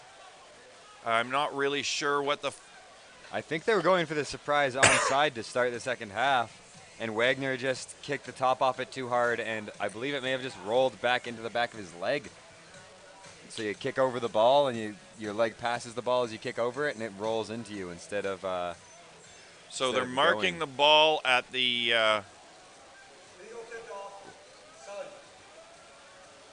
There's gonna be so really it's where ball at. It's going to be a costly mistake. So illegal kickoff, Sun, and Isaac Wegner dropped on the ball at his own 48-yard line, and that's where the Huskers, the Valley Huskers, who are trailing your Okanagan Sun 20-0, are going to take over very early in this second half. Yeah, I'm not sure if he kicked. He may have kicked it into the Sun player next to him, in which case that guy is going a little hotter than he needs to be going. Getting in front of that Not really kick. sure. So Whitnick back to pass, looks out to his left, short pass to Poulin, who does a hook route and gains about 5 yards. He's down around the 41-yard line of your Okanagan Sun. There's that hook, just trying to get underneath those shallow zones, and those are the three weak spots for the Sun: those shallow underneath their zones, or right between the transition point between their shallow zones and deep zones, especially between the safeties. 2nd and 4 for the Valley Huskers, trailing 20-0. Back again, shotgun formation, looking out to the left. He goes to Poulin out in the flats, and he runs out of bounds. It looks like a first down to me at the Sun 38-yard line. Looks like they're going to be pretty close with it. I think they're going to bring the chains right out, actually. They're going to have to go all the way across the field if they're bringing the chains out. It's on the opposite side of the field from the chains. Yeah, ref is calling the chains over.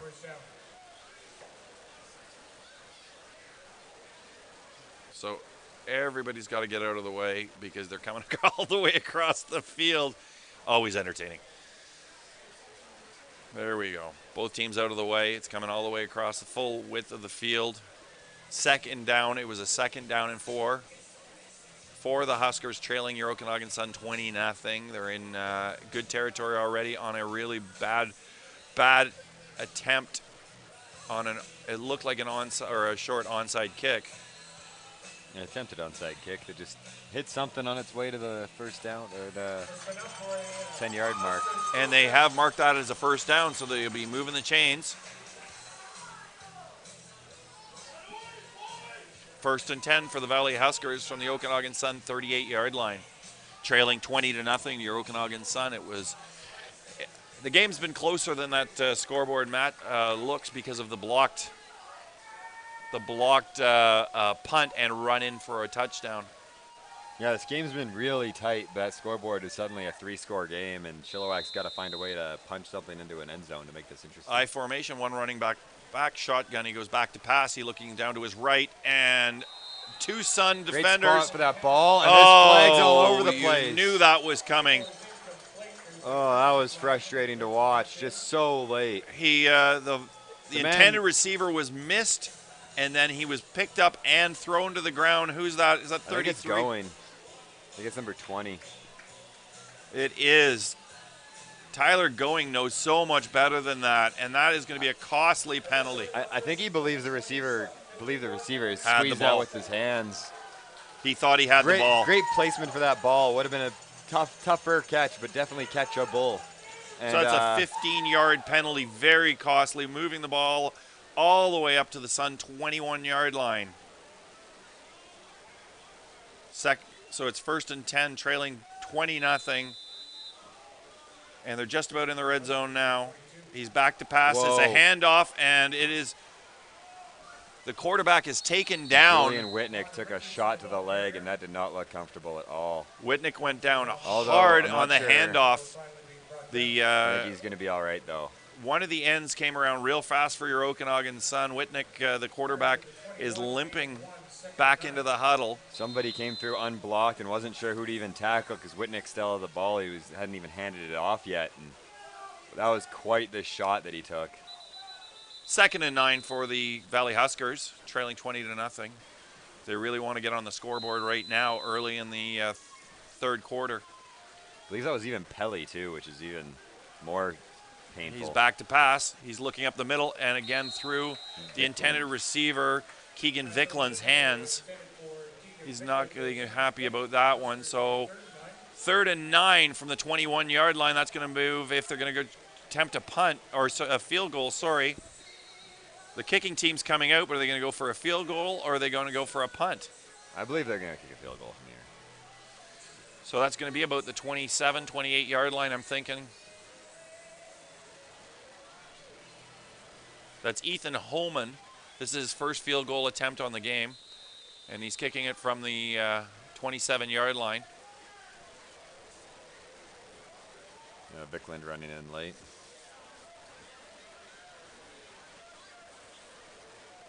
And running back off. You better call a timeout here.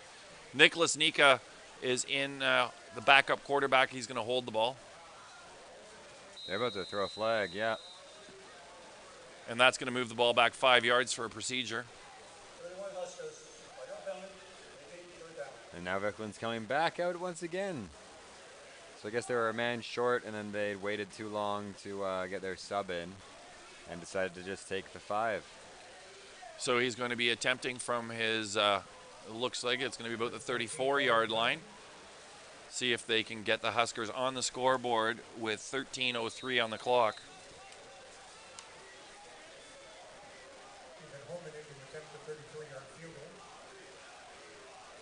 Oh, Sun. Oh.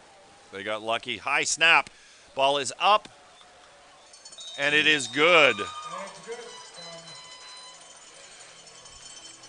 So with 12:59 remaining in the third quarter, your Okanagan Sun are leading 20-3 now. That's a former long snapper that's a little frustrating to watch. The snapper totally had the chance to get an extra 5 yards closer and just didn't take it. Like, you see a man jump like that and enter the neutral zone, you need to just snap it away. Just snap that ball. Even snap it 30 yards over everyone's head. It doesn't even matter. Take that 5 yards. So the Sun are going to have chosen to receive this ball instead of starting on their own 35. They're going to receive a kickoff. Who's in the backfield for the Sun today returning that? That's I believe we have Malcolm Miller on it looks the like left Malcolm side. Miller on the left and Javen Cakeley on the right-hand side of the field. Or that would be the Sun's right and left. Yeah. Or, yeah, sorry, everyone. Far side and near side. Let's do it that way. Yeah, with Malcolm on the near side. So after kicking a 34-yard field goal, Ethan Holman out, setting up the ball on his own 45. He's chosen the right side hash marks, the Huskers' right side hash marks for this kick, and is up. And it is picked up by Javen Cakeley about the 15-yard. He's crossed the 20, 25. He's cutting around. He's across the 30, 35, 40, 45, 50. Break one more tackle. He crosses the midfield stripe. It was a shoelace tackle on that one. Javen Cakeley saw nothing but open field. That was a punt, the kickoff man, too. The kicker on that tackle, I'm pretty sure. Safety, the last man back. Cakeley just had to get around him, and then it was a foot race to the end zone. And I think he just took too long to decide which way he wanted to go. And welcome to the Javen Cakeley show. This man has so many yards. It is unbelievable today. So the Okanagan Sun leading 20-3 are on the 54-yard line of the Chilliwack Huskers. both teams starting this second half on the other team's side of half. No one in the backfield. Short, low pass. It's a flare out to the side. He's back at the center. He's back at the original line of scrimmage. Maybe 2-yard gain. That was Ihanza. Did a great job to get around that first and second tackler, but just that big jump at the third guy was just took too long to come back down to earth and make any more moves. You wanna keep your feet close to the ground when you're making those sort of cuts. They've marked the ball on the 53-yard line of the Valley Huskers. It's now 2nd and 9 for your Okanagan Sun, leading this game 20-3. They've got one in the backfield. He's moving up. That's a Manqua going down as a receiver. He's looking downfield. He's down the middle, and it's caught, and he trips over his own feet. That's Kelton Curry right down the middle of the field, coming out of the backfield, tripping over his own feet, tripping over the 20-yard line pretty much. Lands at the 16. Disappointing. He should have really been able to just run it in for a score between the two safeties for Chilliwack. Colton Curry, huge reception there. Gets the ball down to the Huskers' 22-yard line. They've moved the chains. 1st and 10 for your Sun with 11:19 remaining in the third quarter, and it's 20-3 for your Okanagan Sun. I formation with Colton Curry in the backfield. Snap back. It's handed off. Curry's up the middle. He's crossed the 15. Across the 10. I think he's Across the 10. 8. It looks like about the 9 or the 8-yard line. Very close to a first down. They're marking it right on the 10-yard line, so it is not a first down. It's a 7-yard gain. Again, consistency. Colton Curry. And just need one more of those, and he's punching in at the goal line right about. So again, I formation. formation. Run right up the gut. I formation. Receivers are in motion, and fakes back to pass. Oh, and it was a near interception by DeAndre O'Connor. DeAndre O'Connor almost had that ball for the Huskers, and he drops it. The Huskers have had a couple of those that could have been easily huge plays for them. They just keep dropping. This Huskers secondary's got to squeeze one of these if they keep getting opportunities like that. So the field goal unit's out on the field. Isaac Wagner marking his spot at the 17-yard line of the Huskers. Seeing if they get those. Disappointing for the Sun not getting the touchdown there. See if they can get get those 3 points back right away and maintain that 20-point lead. From the 17. And the snap is low, but it's up, and it is good. Right through at 10-10 remaining in the third quarter. Your Sun make it 23-3 over the Huskers. What was the distance on that field goal? I think it was 17 yards. Let's call it. Because they're snapping from about the 9, and it's about a 7-yard snap typically, so 16 or 17. So Wagner has put 9 points on the board, not including the conversion. Yeah. So that's 11 of those points are Isaac Wagner's, and it's he has just been Mr. Consistency. He has had one bad play with that. It looked like we thought an onside. Okay, apparently there's some discussion about a flag, but we missed that flag altogether. So are the Huskers going to? I think they're going to be taking the return. Looks like that's what they're setting up for anyway. Yep, they're setting up for the return. So 10-10 remaining here in the third quarter, 23-3 for the Okanagan Sun over the first place Valley Huskers. The Huskers won 3 straight, losing last week though to the Rams 35-19. That's sort of what I mean when they lose by double-digit scores, and right now we're losing by 3 scores once again. And if they manage to pull out a win in this game, it'll be like their wins that come down to the wire, and they win by the last couple plays of the game with final seconds, field goals, and touchdowns. Isaac Wagner setting up the ball after his field goal, making it 23-3, setting up the ball on it, and I'm anticipating that we're going to get a regular kick here. He's not going to try it anything funny. Yeah, I anticipate it won't be any funny business here from the Sun. especially after how poorly that last trickery And went. here we go. And it is away. It's a low one. It's bounced at the 20. He's picked up at the 15. He's crossed the 20, the 25. He's up to the 30, 35. He's at 37, 38. He is brought down. Oh, and super late play there. I think Chilliwack's about to get a penalty. I think it was number 80. So that was Brandon Poulin with the ball in the run back. Pretty sure that's Josh Guittard, who was in a wrestling match with a Sun player really late, and I'm pretty sure they're going to give it to the Chilliwack player. On the return, face mask, number 80, Huskers. Yep. 15-yard penalty, first down. 15-yard penalty. That brings them back deep into their own end. That, you know what? That's one of those penalties I hate seeing. Face mask is such a bad one because so many guys could get injured. It's a bad one. It's also super frustrating as a player because most of the times they happen, you're not trying to grab the guy's face mask. You're just trying to grab the guy, and your fist closes around a bar, or you get a finger caught in it. Sometimes your finger, I've seen guys break fingers in face masks and get penalties for it. And you feel bad for him. You're like, oh, I'm sorry you got a penalty with that broken bone. 1st and 10 from their own 25. He's back to pass. He's flared it out to the sideline. Is that an incomplete pass? They are marking that as a completed pass.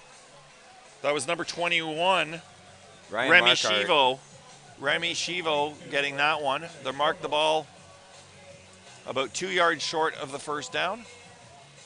Yard and a half short of the first down. So Ryan Marquardt looked a lot like Nick Daly on that one. A great jump off the line and a great bend around, and the quarterback just gets the ball off as he's being hugged by him. And smart move to not take the quarterback to the ground, but holy, that was quick. Julian Whitnick back to pass. He looks out to the right. It's intercepted by your son. He's at the 30. He's at the 25. He's at the 20. He falls down at the 15. There's a late flag on the play, a very late flag on the play. But Ty Kitzman gets his pick. He's been hungry for a while. Kitzman pulls that one out, cuts right in front. Was that Cody Thompson? Cody Thompson was I think that might in have the been Cody vicinity. Thompson. Is it Thompson or Kitzman? Because 5 or 6 is really the question there. Where did that flag go? The flag was very late after he'd already intercepted and was running it back. I think the flag might be on Nicholas Cross, who was dancing in front of the Chilliwack bench after a huge hit was laid, and I'm pretty sure it was him who laid the hit. And I think they're going to claim that it was in the background. And we have... Both benches are heading towards each other, but you know what? Yeah. And both teams are recognizing that. They're backing off. The officials. Coaches are in. You know what? It's there'll be none of that foolishness here tonight, boys. You know what? It's an emotional game, but let's not be silly about it. And both coaches are have control over their benches and are being respected. So good on both coaches, making sure that nothing gets nothing Throw the hand happens here. A couple of good vets trying to corral the guys too.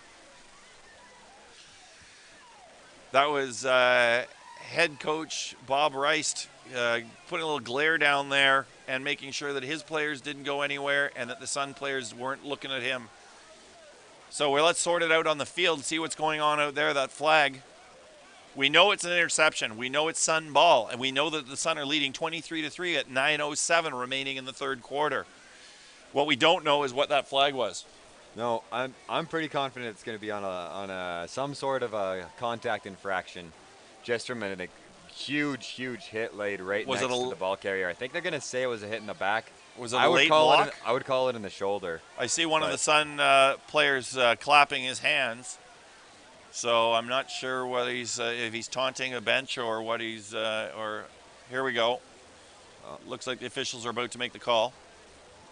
I think Laux is asking Ben to throw the ball here. Come in and talk to him for a minute. Rough play, disqualification, number 11, Sun. Oh, it was Cross. First down, Sun. So disqualified from the game, number 11, Nicholas Cross. He's pointing to himself all confused on the bench, like, wait, what did I do? What happened? Because I think I agree with him a little bit. I think that was just a huge hit that's just next to the ball. I'm not sure what was illegal about it. I didn't get the cleanest view of it. The Sun bench, though, is cheering him as he leaves the field. It goes off to the locker room. I think he's taking one for the team here and looking for the... So your Sun have got the ball back. It'd be interesting to try to find that on film later to try to see what exactly it is that happened and what they're calling, because So the Sun take over the ball at the Huskers 40-yard line after all of that. We're still got questions going on. yeah, Ben McCauley now talking to the officials, asking what exactly happened, and then asking about the Chilliwack bench, I guess.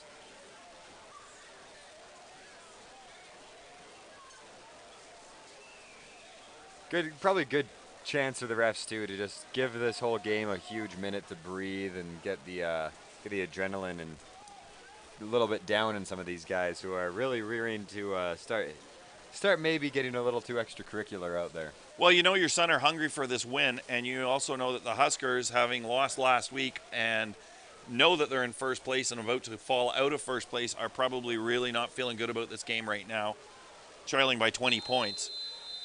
Jacob Laux back in an I formation shotgun. In the backfield, Colton Curry. 1st and 10. He hands it off. That was a good little shovel over there to Cakeley. Javen Cakeley gets about a 7-yard run off to the left-hand side. Just a little jet sweep action with Laux rolling to the right, trying to suck everybody over.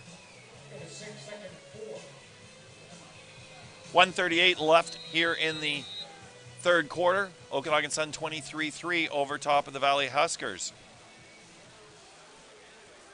2nd and 4 from the Huskers 33. I formation. Back to pass. He hands it off to Curry. Right up the middle. 10, 15, 20 yards. Inside the 20-yard line for Colton Curry. 8 minutes left in the third quarter, and they are threatening one more time into that red zone. Great run there up the middle by the Sun. It's going to be interesting to see how the rushing stats look at the end of the game, because after halftime, they were already over 100 yards at half and on the ground. And Chilliwack really struggling to run, had hardly gotten over 10.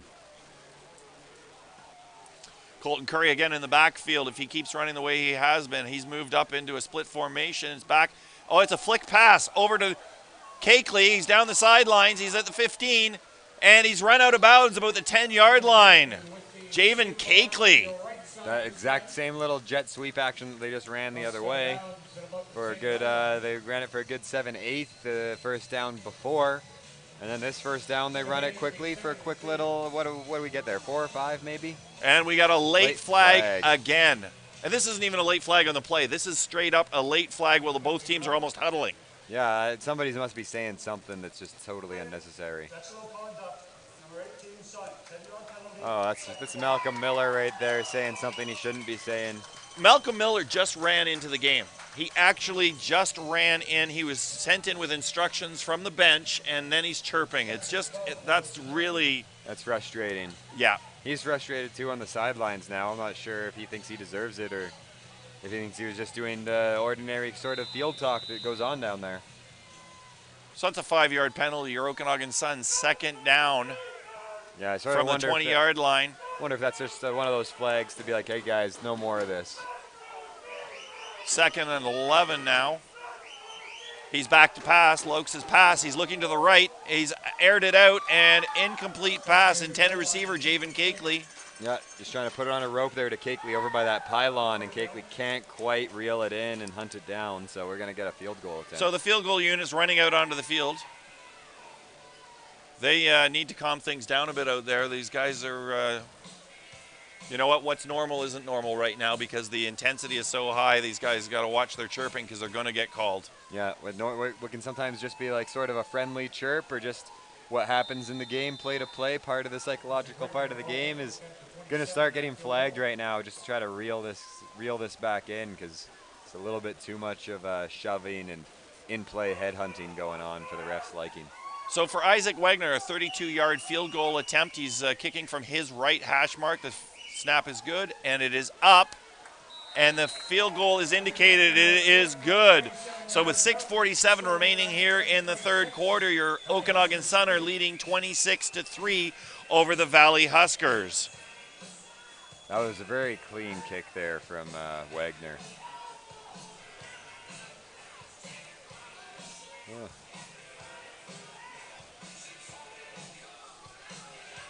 So it looks like a return unit going out onto the field. It looks like they're going to ask the Sun to kick off from their own 45.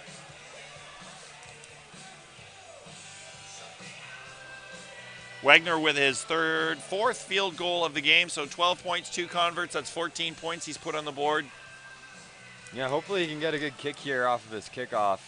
He's been line driving these last couple, and that's not like him. He's usually got a little more hang time on those balls. yeah, he often has a great hang time on him and has landed a few near the goal line, whereas the line drives, they'll land near the 20 or so and give a little skip bounce, and you just don't quite get the coverage that you want out of your kickoff team.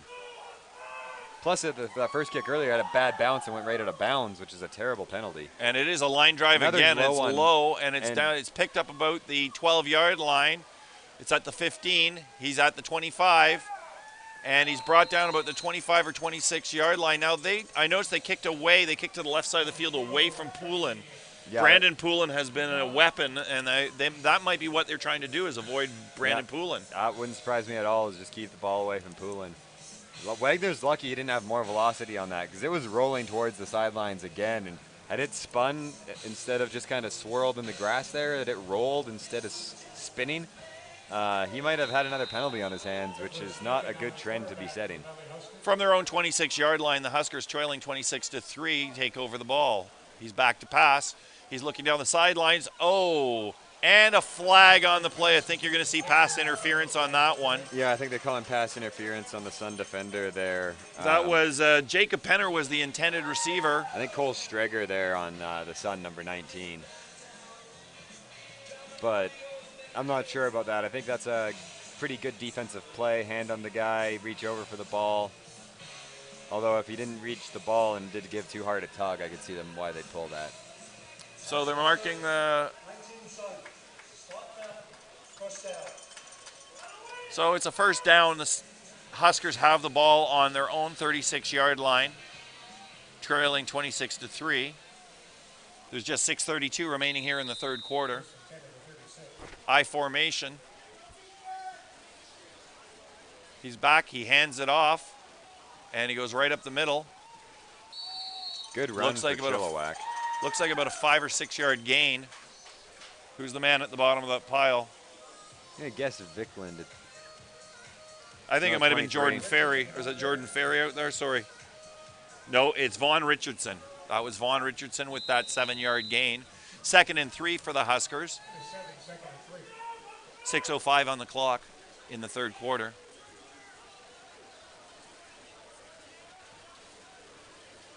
Three receivers in motion. He's back to pass. Looking down to his right side.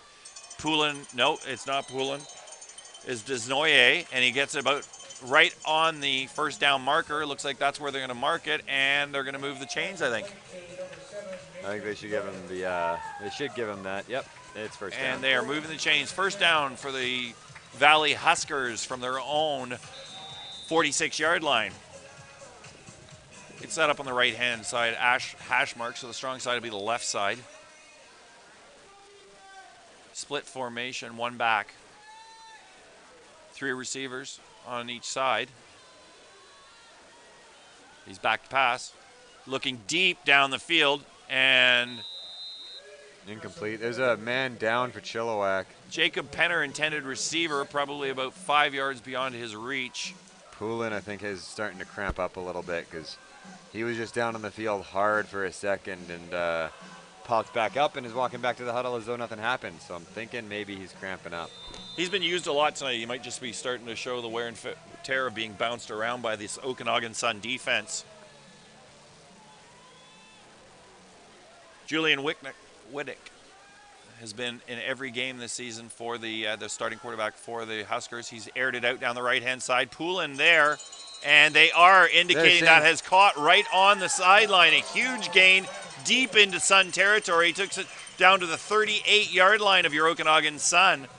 What a throw and catch that was. Again. What a throw and catch that was. Right at the sidelines. Pretty sure it's just a college catch, 1 foot in bounds, where that's impressive. And again, Brandon Poulin, just when we think he's getting worn down, he gets in underneath one out in the sidelines there. First and 10 at the 38-yard line of your Okanagan Sun for the Valley Huskers. Flag on the play. They're saying a Husker jumped, I think. Flag whistle blown, so it was a Husker. Must have been a Husker. Didn't give him a free play. 4:33 remaining in the third quarter. It's 26-3 for your Okanagan Sun. Huskers, 5-yard penalty. Repeat, first down. That's frustrating for them. It takes them a little bit out of field goal range, you know, if they can be held by your Sun defense. For sure, a field goal from here would be a 50-yarder. I think that would be the league long on the season. I'm not sure if any kickers have the 50-yard leg on them this year. Wagner might if he is given a chance for it. But. Vaughn Richardson back. No one back now. Everyone's up to block, and the quarterback's back to throw. He has aired it out again. Oh, what a catch. What a beautiful catch. A huge He's vertical, down, and though. he is down hard. All hands and landed hard. And that, again, Oh, is man. Brandon Poulin. That kid He's is an unbelievable athlete, but he is suffering the consequences for that Helped one. back up, and he is in a lot of pain. You know, that's one of those ones when your quarterback gets you up in the air, you are so Vulnerable. out and vulnerable. There's open guts for safeties to unload on like you're a tackling dummy. And there's not a whole lot of padding under those chest pads. From the 21-yard line, the Huskers are threatening in Okanagan Sun territory. He's back to pass again. He's unblocked, and he gets hit. It's in the end zone. It comes up short. Flag after the play. I'm not really sure. He hit the quarterback as he was throwing, and that was Connor Richards. Was it Richard? I think it was Going. Sorry, Tyler Going. That was Tyler Going on that one, and I thought it was a legitimate hit on the quarterback as he was unloading it. I thought that was fine. I'm not. Roughness for the 67 Huskers. Yep, they gave it to a Huskers guy for retaliating. The quarterback got hit, and he was protecting him, and He took tore him. tore the defender off the quarterback a little too aggressively. rough? Yeah. So Going was in his face and forced him. He threw it about 10 yards short of his intended receiver downfield in the end zone, and also got hit incredibly hard. These Chilliwack players have got to be ending these games in a lot of pain because they're taking a punishment tonight. That's Nicholas Nika back in there as the quarterback right now, and he has aired it out down the right-hand side of the field and thrown it up for an interception. Is it caught? No, it's not. It's dropped. That was Nicholas Nika in as quarterback there. Yeah. So it obviously got hurt. I wonder if Whitnick got hurt earlier with that leg issue, or Whitnick, I think, went down when he was thrown from that hit. And with that hit, and Nika came in very quickly. So obviously, and he's staying in. Poulin's coming off. Looks like we're going to be going for a field goal, actually. And Nika's going to 42-yarder. This is going to be a big field goal. I think that's the 3:24 remaining here in the third quarter. I believe 42 is the season long for timeout called for Wagner by the Huskers because they don't have a T. Or they're missing a man. They're short one player. Not sure if you saw the college games the other day, but a kicker was practicing his kicking when he was supposed to be on the field, kicking for real. I missed that one. Yeah, they got set up, and the man sets the tee up and looks around. He's like, "Where's the kicker?" And guy sprinting in from the sidelines, gets lined up, gets his kick off, and misses. It was a tragic moment for that guy. So Ethan Holman attempting, it looks like a 42-yard with 3:20 remaining.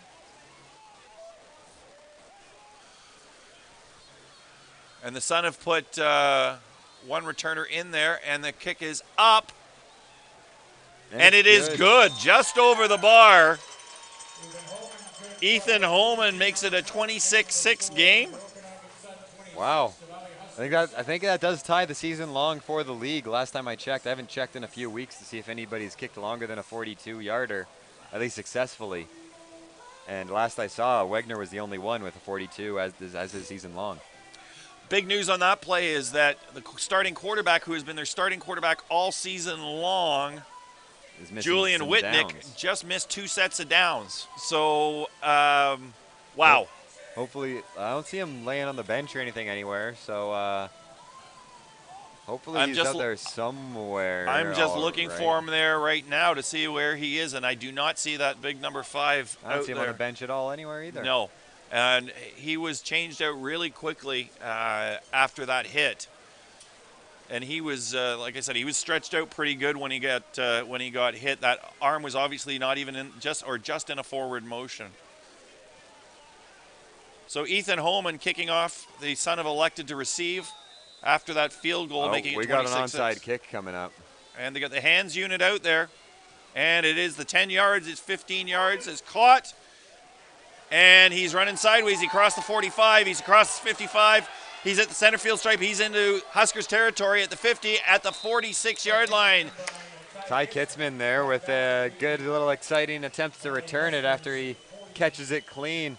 Chilliwack definitely kicked it a good 5 yards deeper than they wanted to there. And it was about a 20-yard run, but about a 40-yard run sideways across the field. He went almost the full width across the field on that one. And with how many Chilliwack players were over here to do the onside kick, you almost thought for a second that they were all going to get bubbled in on this side of the field and Kitzman would be able to get across. We see the backup quarterback warming the arm up. Warming his arm up, Nicholas Nika. So your son, first down and 10 from the 46 of the Huskers. I formation, hand off to the right. He's up. He's got his 10 yards. He's got 15. He's got to break through. He's got almost 20 yards. I think that's Kelton Curry. I actually or is think it Amenkwa. That might have been Lorenzo DC. Oh, number really? 22, Lorenzo DC. Is that his first carry? Or? I believe it is. Was that Brandi Hansa? I thought it was a 22 that I just saw out there. I think I saw 22 as well. So from the 25-yard line, your son are threatening again with a 26-6 lead at 2:12 remaining here in the third quarter. It's an I formation. Amenkwa in the backfield, and it's a handoff. He's dropped the ball. On the ground. Oh, I think pretty sure it looks like Laux recovered it. It was a drop ball on the handoff with Amenkwa. Great heads-up play there by Laux after that fumbled snap. And a loss of 4, I want to say. Real quick thinking. Very un-Cam Newton-like. Second and 13 for your Okanagan Sun, but they're still deep in Husker territory at the 29-yard line. Oh, Chilliwack with a very, very late sub. No one in the backfield. Receivers in motion. Shotgun, low snap. He's looking down the field. He's tucked it in under his armpit. He's running. He sees open field. 5 yards, 10 yards. He gets hit from behind, and he gets the first down. Jacob Laux bounces back up as if that never happened. That's no problem at all. But he Because was tackled from behind and tackled really hard.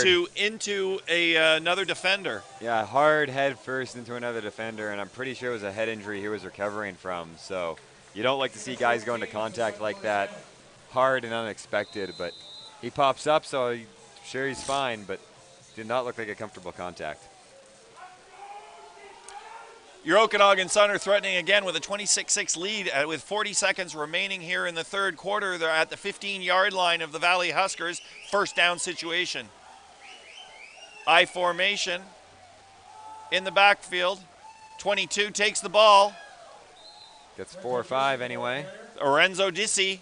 That's Lorenzo's 2 carries in a row, number 22. We haven't called his number all season long, and all of a sudden he makes 2 great plays.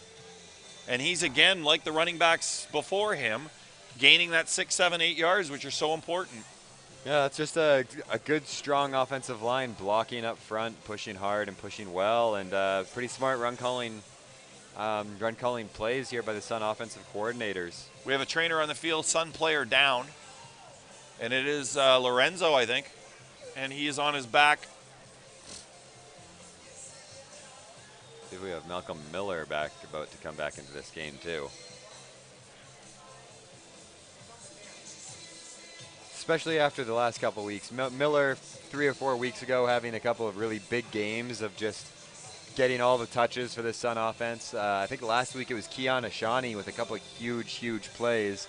We've gone games and good stretches where there's just another 2 or 3 names like those guys that you just don't hear for games at a time. Yeah. And then they'll have a game where you're like, oh, we do have a couple players like that Brendan Poulin, it's just, for whatever reason, game in, game out, they just can't seem to get that rhythm going. And it'd be nice to see one of them start to get something going here going into the fourth. Again, a couple players looks like they've gone out to help that injured Sun player off the field. He's Malcolm Miller running back in, so I think, and they've got, the two players are carrying him off. Let's see if we get that number clearer. I do believe that was DC. Yeah, Lorenzo DC, who just had 2 great runs. I wonder how much of that might be due to just like not adequately warming up, waiting this long to get into the game, finally getting into the game and getting some big runs and big contacts when you're no longer as warm as you need to be taking those. Yeah, and he's definitely favoring his left leg. He's not putting it down at all. All right, we got an I formation setting up here with your son as DC is just coming off the field. He's not quite off the field, so they're just holding until he is off to whistle this play in. 14 seconds left here in the third quarter, 26-6 for your Okanagan Sun, leading over the Huskers, but threatening one more time, see if they get some points before the end of this third quarter. Colton Curry in the backfield. Receivers are in motion. Curry goes up to block, so he's passing. Oh, he breaks her loose of a tackle. He throws it downfield. It's high. It's anybody's ball, and it is knocked to the ground. Nobody gets it. That looked like a free-for-all, a Hail Mary in the end zone, and there's no time left in the clock. Laux barely escapes there. What a great play to escape, and then throws it to the back of the end zone where he did have a man open with a little bit of space at the back goal line, but whichever Huskers defender gets back there, boxes him out, and almost comes away with a pick. Quite the exciting play. So the end of your third quarter, 26-6, your Okanagan Sun are leading. We're going to take a very quick break here, and I'm going to call all the action back in to AM 1150.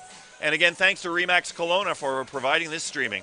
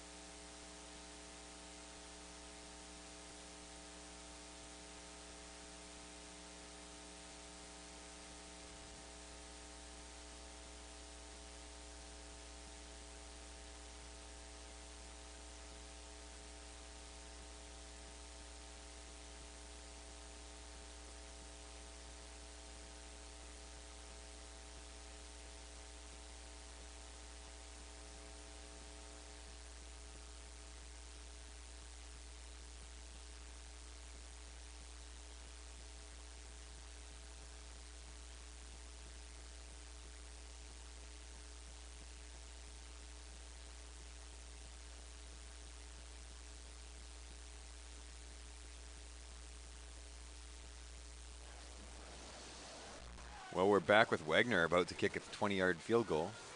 Up, and we are good. So just 18 seconds into the fourth quarter, your Okanagan Suns add another field goal here, making it 29-6. What was the yardage on that one? I missed that yardage altogether. Just under 20. I'm going to say 18. 18 yards. Isaac doing a lot of scoring today. That's that Sun offense just struggling to find a way to get the ball over that actual goal line. They get right down to it, but struggling a lot to get over it. Other than on big plays, like if we block a punt, we can do it. If we return a kick, we can do it. If we get a 70-yard touchdown pass, we can do it. But if we're in that 15 to 20-yard range and just have to punch it through, we're really struggling with that this season. So the backup quarterback is in for the Huskers. He's got one player in the backfield. He's going back to pass. His receivers are in motion. He has aired it out. And it is caught. It goes through a Sun defender, and number 21, Remy Shivo, holds onto the ball. He bobbles it, and it looks like about a 60-yard gain. Holy cow. Shiovo there. Great concentration after it barely squeaks by Jordan Ray, who tried to high point it and just was 2 inches too short to actually high point it where he was standing, and sneaks over his fingers. Shiovo with a little bobble on his shoulder as he's trying to run down the field and Gets the handle on it, gets shoved out of bounds. Great play. 1st and 10 for the Huskers, trailing 29-6. They're at the Sun 30-yard line. Their backup quarterback, Nicholas Nico, is in, and he goes back to pass. He throws it out to the left-hand side of the field. And man's open there in that little pocket, but he overthrows the pocket and almost gets it to the safety on a pick. Got to be a little more careful and precise with those throws. Yeah, he just doesn't seem to be. I mean, he seems He's got fortunate. He's got the arm. He just doesn't seem to have quite the precision. Yeah, and he seems to be fortunate right now because he's almost thrown 2 interceptions. One of them actually turned into a big gain. So the Huskers are trailing 29-6, but they're threatening in Sun territory at the 30-yard line, 2nd and 10. He found the open receiver on both, though. He just didn't quite hit him. First time it made it, second time it didn't. One man in the backfield for him. He's going back to pass, looking to his left. Short screen pass out to the left, and was that deflected, or is he just trying to throw it over his head? I think he had to get it over the defender in his face, and that made him float the ball way higher than he needed to, and just overthrew his defender by a good 6 yards. Nathan Desnoyer was the intended receiver, brings in a 3rd and 10. Looks like field goal range. Yep. It's going to be a 37-yarder. Holman has already been good from 42, so 37 should feel like a walk in the park. Chilliwack trying to sort out who's supposed to be on the field for this. They've struggled with their setup for this. They've had a lot of players running around and not knowing who should be out there. I think that's there's been an injury or two, and that kind of throws some confusion into the special teams units. And the snap is good, and the pick is blocked. It is a block kick, and your Sun are going to recover on their own 35 or a 40. The 44, he's pulled down out of bounds at 44. And there's a penalty on the play. Flag on the play. The Sun may have jumped early. In which case, we might move this up 5 and try again. We got one of the Sun dancing down there. Who's that, number Daisy. 44, Austin Daisy, dancing on the sideline right in front of the bench. He's just having a good time, though. It's not a mocking dance. No, I don't think so, not at all. I think, you know what, I think most of these guys are pretty friendly with each other. They just get heated every once in a while. So what do we got? Is the kicker still out there, or is it going to be a Sun ball? I think at this distance they might be looking to punt instead, but a little more dancing going over there with Daniel Balin. Okay. Well, they didn't get a mic on the ref there for some reason. So we're changing what's going on out here. Yeah, Sun defense coming back out. Sun defense and the quarterback's coming back on the field, but he is also the holder. Their backup quarterback's also the holder for the place kicker. So really not sure what the call is. I'm seeing a first down sign from the official. No, but once again, we didn't get a mic. Backing it up. So the ball is spotted right now on your Okanagan Sun 40-yard line. The chains have not moved. It would be a first down and 20 from where that ball is, and that's indeed where they're going to leave it. Wait, the sticks are coming as well. They've backed it up. I believe we're first down on the 40 now for some reason. I'm really not sure what the call was there. Ben is as confused as we are, but he seems to be okay with it, so. Coach Ben McCauley of the Okanagan Sun is laughing about whatever is going on with the. We would love to know and be able to tell you what is going on here, but we're not really sure. So what we do know is the ball's on the 40-yard line of the Okanagan Sun. We also know that it's 29-6 with 13-18 remaining in the game, and it looks like a first down for the Huskers.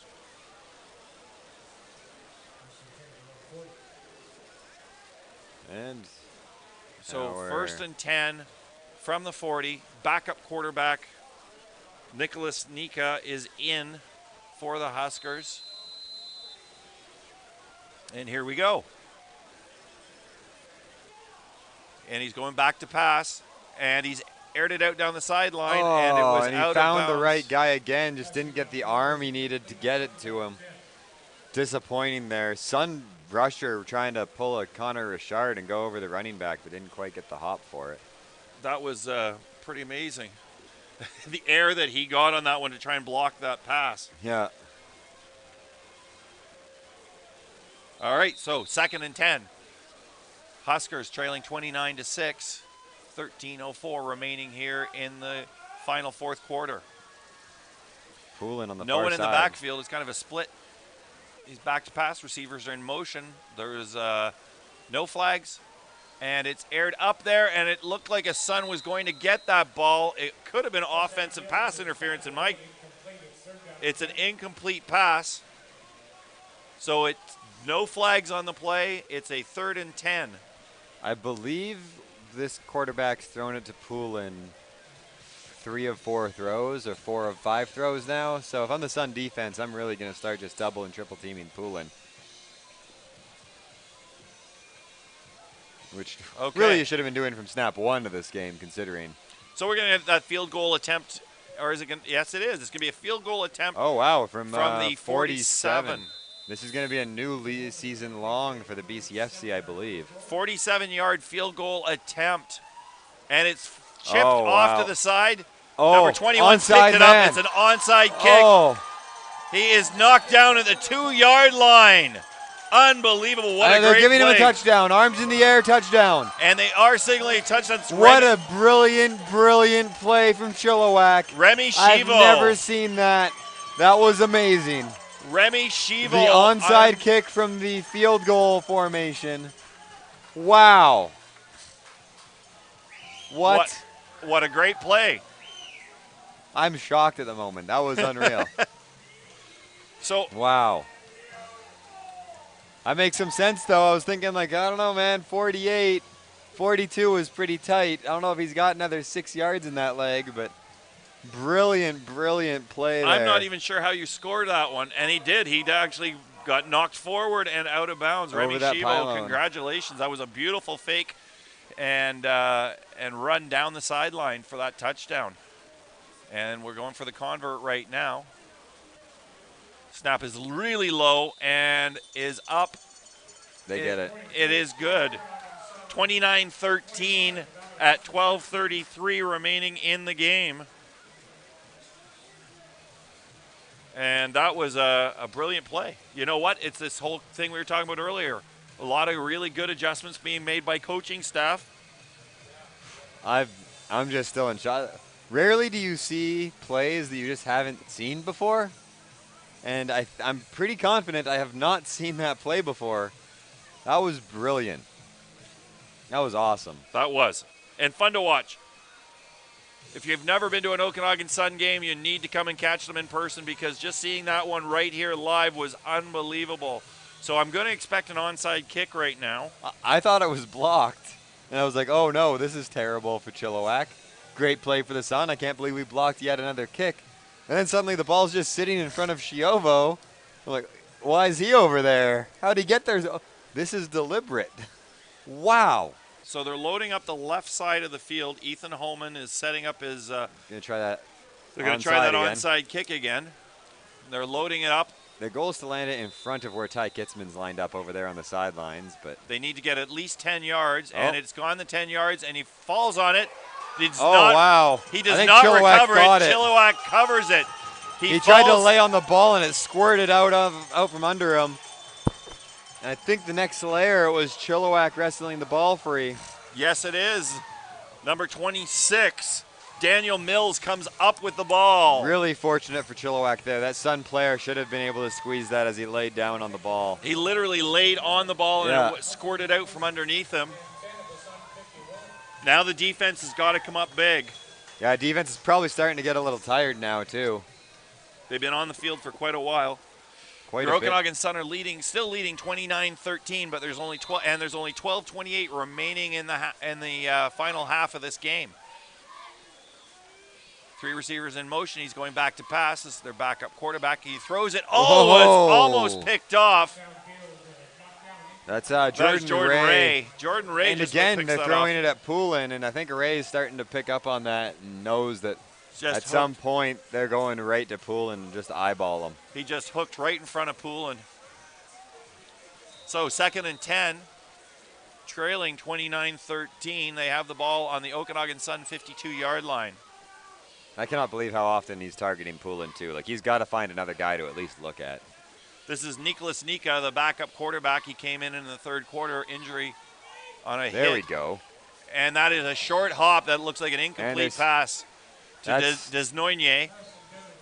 I've said that one a couple times, Desnoynier, and it just dropped in front of him.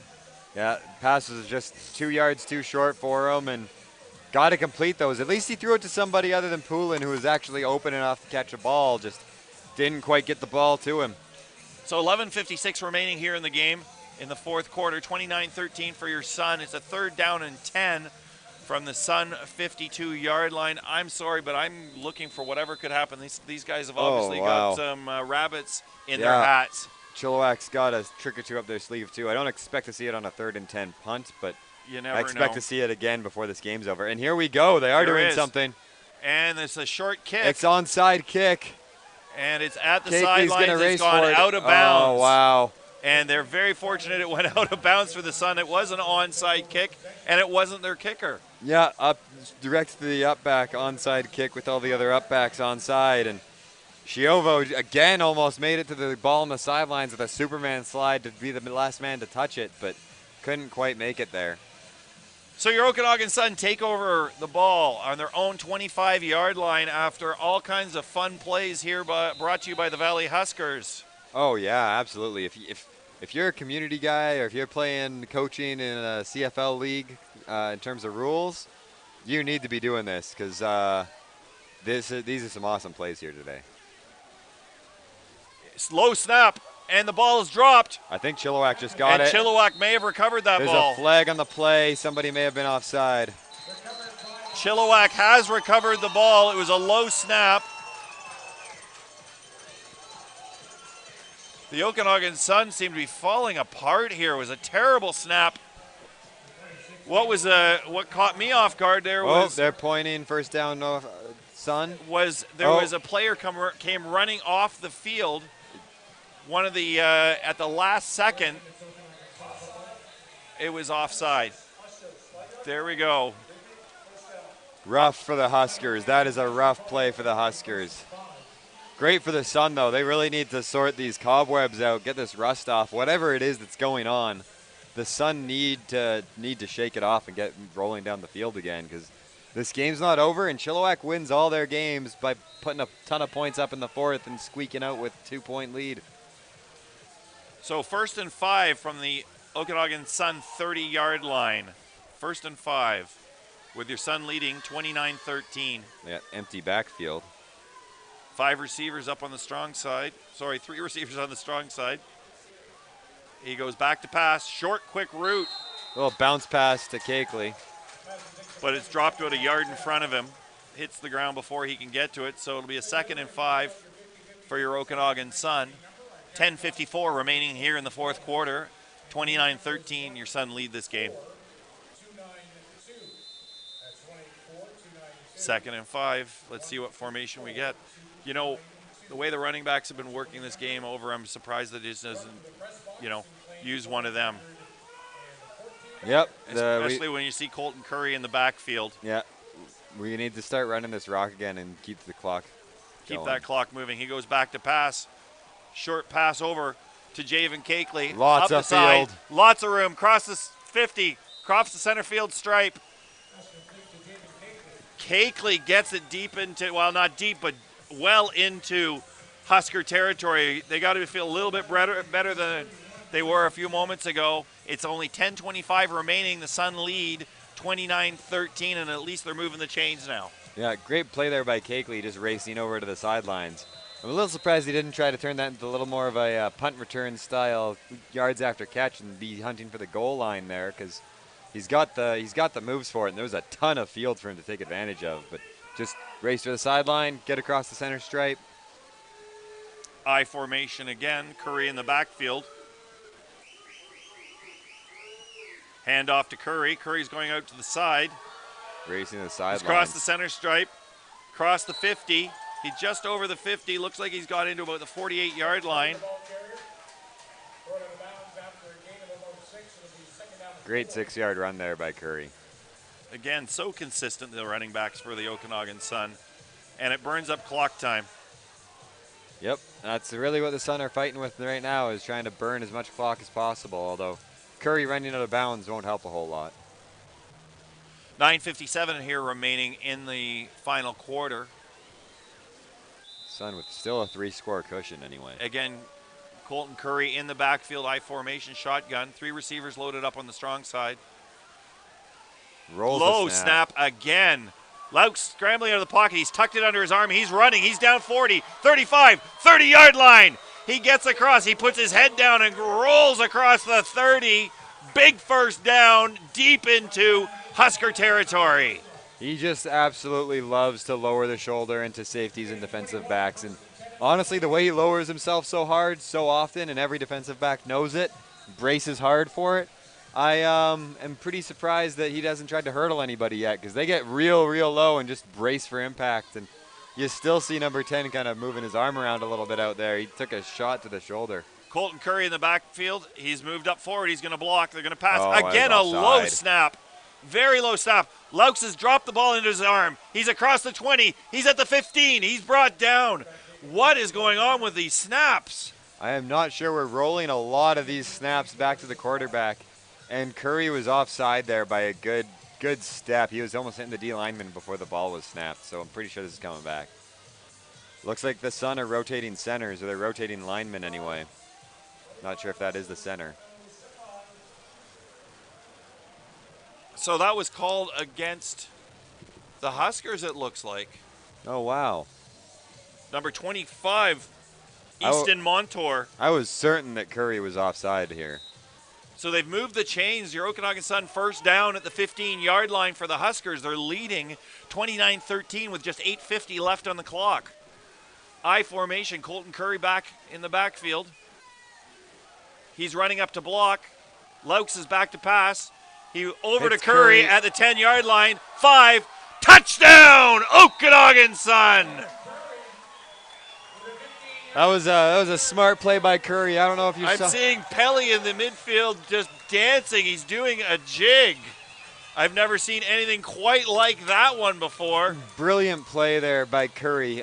Play before, he jumped the snap a little early and tried to hit the linebacker pretty much in the mouth as just the blocking back. And then next play, he approaches the line sort of the same way and points out the linebacker saying, like, come get me, buddy. Like, it's you and me here. Let's go. We're going to butt heads. And instead of butting heads, he just sneaked out of the backfield, takes a pass, and he's wide open with nobody around him to the goal line. And I'm pretty sure he just baited the linebacker whose job it was to get him into rushing the quarterback when he wasn't supposed to.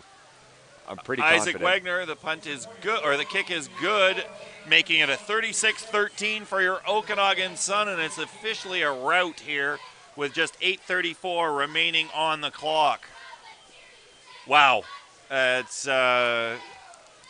starting to get out of hand and starting to feel like the Chilliwack of old a little bit, but I guess that's what happens when you lose your starting quarterback here going into late in the second half. You know, it's hard because their backup quarterback. I looked at it. He'd maybe done 3 or 4 downs, and that was about it.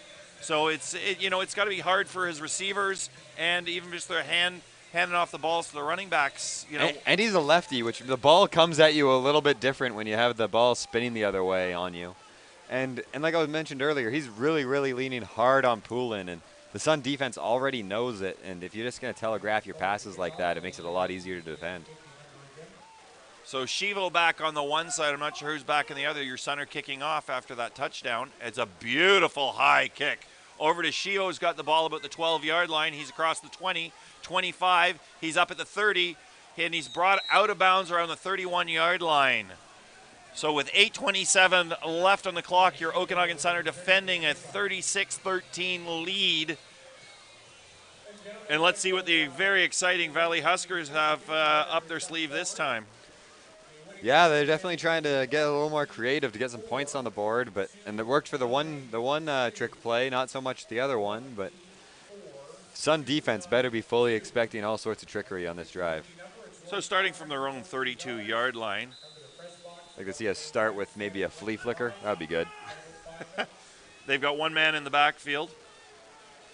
It looks like Shivo again in the backfield.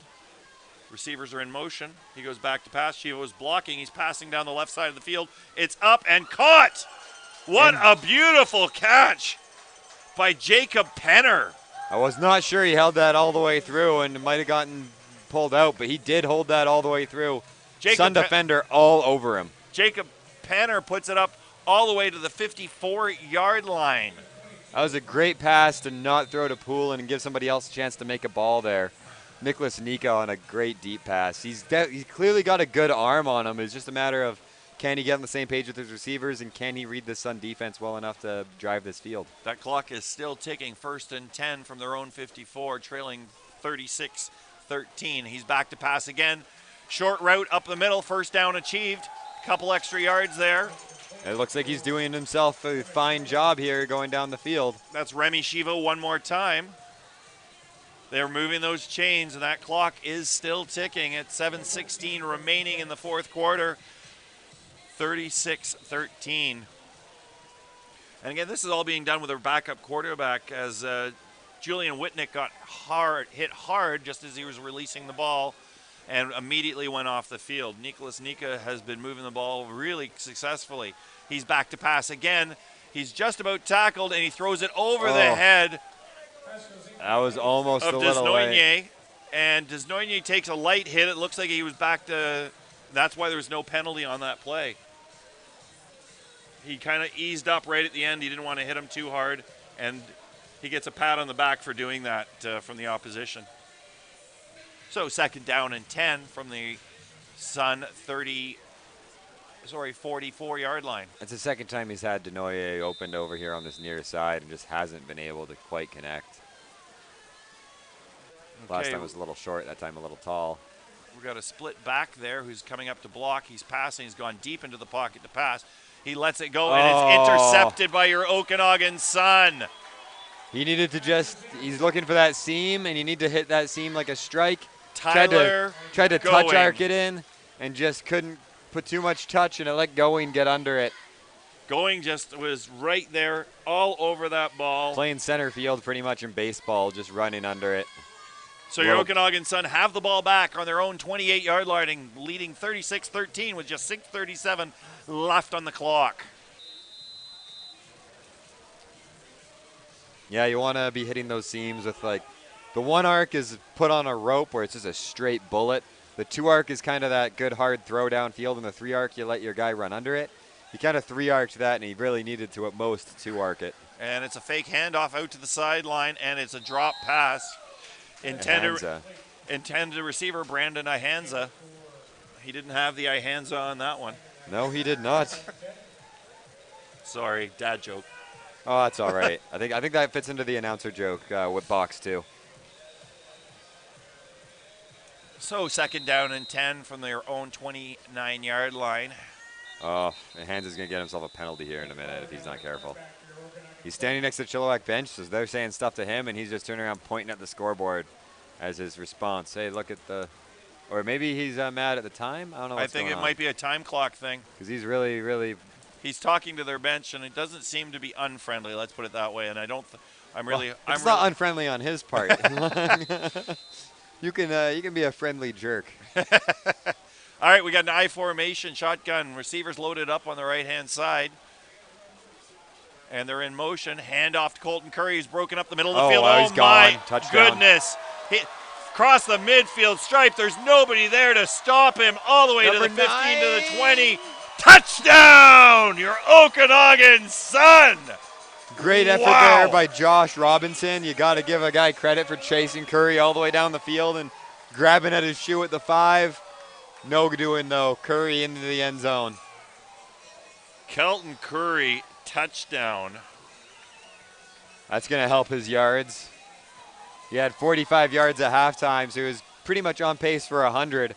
But after that, that'll get him over the 100 mark, no problem. That might be bringing him close to the 200 mark. Because I'm sure he has at least 30 or 40 yards here in the second half before that. And there's a good 60, 70-yard run. No doubt, pretty much after 5 yards. As soon as he hit that hole, he found that hole, and it was, and that's the convert. It's up and it's good. So 5:49 remaining. So now your Okanagan Sun 43, the Valley Huskers 13. It's gonna. There's the Sun dude is fighting another Sun player who's just trying to keep him away from the Chilliwack players. We got some flags out there. We've got, you know what? I think. I do not understand the emotion of the Sun team at the moment. We got half the team dancing and having a great time, and the other half like ready to scrap. And I'm not sure what the deal is there. I think the cooler heads are starting to prevail. Everybody's calming down out there. You know, and no one wants to see it get foolish heated, out there. Unnecessarily heated. You know, it's been a well played game up until really the second half, where the into the late in the third quarter when the starting quarterback went down, and then even when he went down, it hasn't been bad. It's just it's been the slow roll of the momentum has been rolling in the Sun's favor, and pretty much every major bounce that happens winds up in Sun points, and Chilliwack haven't had really any of those good bounces. No. And I mean, it's it's disappointing for them with their starting quarterback being taken out in the third quarter with a big hit. And hopefully he's all right for next week, because they're going to need him to try to make a playoff push here the second half of the season. So it looks like they're setting up to receive on this one. Yeah. And it doesn't. We're looking how far back he's going to go. With figure out where this ball is going to be kicked from after all these penalties. That's right. There was a flag. It was late after the convert, and we're just going to see what the call is from the officials.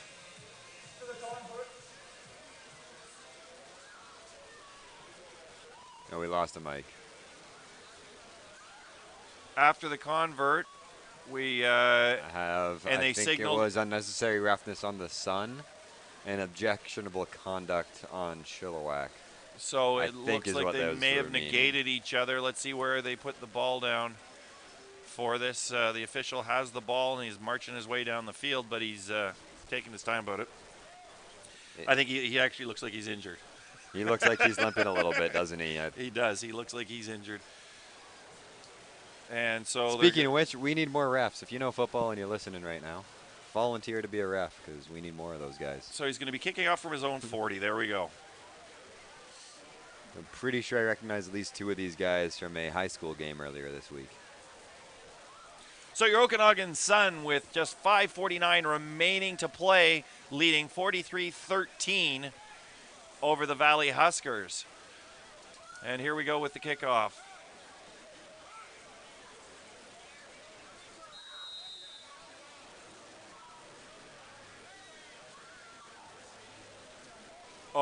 And it's an onside kick, and it is just up over the 45. It comes down around the 47. Sun were flag offside. Immediately on the play. And they're going to throw another flag on the Sun here in a second if the Sun aren't careful. So were the Sun offside on that one? That's what I believe they're saying here. And I think because it was an onside kick and it was recovered by the Huskers, they'll probably decline the penalty and just... Head coach of the Huskers are asking what their options are on that one. But they're just going to take the ball. They're going to be starting about their own 50-yard line. Again, the microphone is not working. And all I can see is that it was against the Sun. The penalty has been declined. And the ball is marked on the 47-yard line of the Huskers. Trailing 43-13 with 5:45 left on the clock. It'll probably be one of the fastest 5:45s we've ever seen played. We will see. And he's back to pass. Goes out to the right side. Oh. Almost intercepted. Oh, my goodness. Kitzman had a... Ty Kitzman had an open ball. He's stepped in front of it, put his hands up, and just got a little deflection instead of a house call. Kitzman's had himself quietly quite the game. He is... I think he's picked up 3 turnovers. He's got the 1 pick, and I think he's picked up 2 fumbles. Oh, no, it was a 1 fumble, and he caught the ball on the onside kick. That's what it was. That's the other time he had the ball. 2nd and 10, split formation, split backs. Shotgun. They go up to block for him. He's going back deep in the pocket. He lets it go, and it is over the head of the intended receiver. That was a really frustrating... Vaughn Richardson, the intended receiver, and... Vaughn Richardson just happened to be the guy I was staring at that whole play. And watching the Sun secondary pass him around was one of the really most frustrating things I've seen in a while. as I don't think a single one of them actually put their eyes on the receiver. They all stared at the quarterback the whole way and just kind of hand touched him on the way by. And then he burnt the safety down the middle because the safety's looking to jump in front instead of just carry him over the top. And if they connect on that, the Sun have had 2 or 3 of those where if they connect on that, that's a house call. Well, let's see what this play is. Sort of expect we're out of the Cakeley time is of the trickery. Yeah, and Holman back for the punt. Cakeley is under that ball, and he's picked it up about the 27. He's across the 30, and he's just hammered to the ground by 3 Huskers about the 32, 33. See where forward progress had gotten him to. It's like the 34. 33-yard line. Your Okanagan Sun leading 43-13 with 4:50 left on the clock on their own 33-yard line. They start with the ball. It would be great to see the Sun drive a ball for once here instead of just get a big play touchdown, because I'm thinking we've we're been going to all see about some the running. big plays, all about the big plays all day. And I think we're going to see some running right here. I just want to see a 7-play drive to kill this game here. 7-8-play drive. Colton Curry in the backfield. 3 receivers in motion. He goes back to pass. He's looking down to his left. He's open. Keith Zala.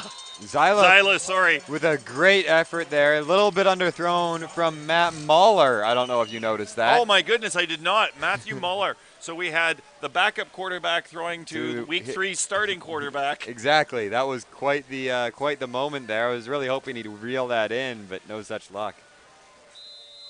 So we have our backup quarterback in, Matthew Mailer, and we're who actually played all of game 3. Sorry, Keith Zyla took over in game 4 and game 5, and then we had Jacob Laux back in for game 6 and here game 7.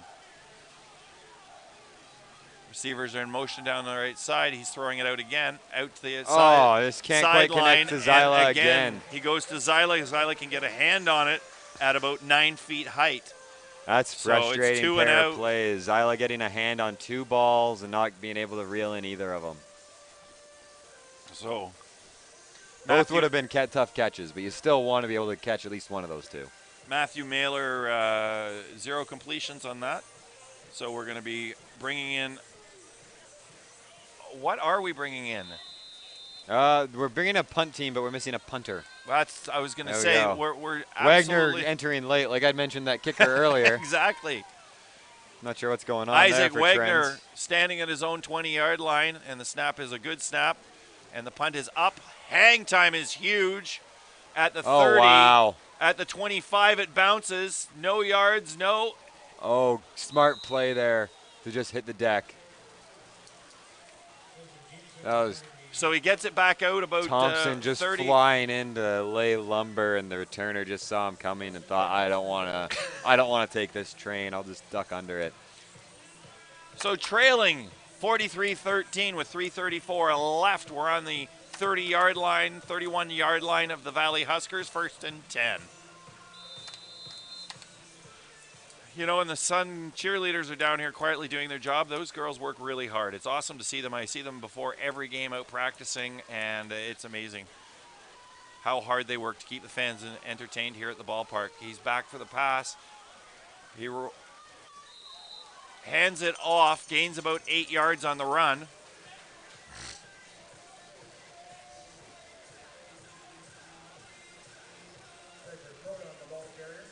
8-9 yards, so 2nd and 2-ish. See if Chilliwack can get some of their running game going, because that really, really has struggled for a lot of this game. Under 3 minutes left here to go. Backup quarterback Nicholas Nika in. Handoff. Oh, lots He of takes space. it up. He's crossed nope. the. Oh, he's Hard brought hit. down hard. That lots of That's- space evaporated quickly. I was waiting to say this is Treasure Prodon had that one. He gets them across, gets their first down. Treasure Prodon. They mark the ball at the 44-yard line, 43-yard line, and that is enough to move the chains.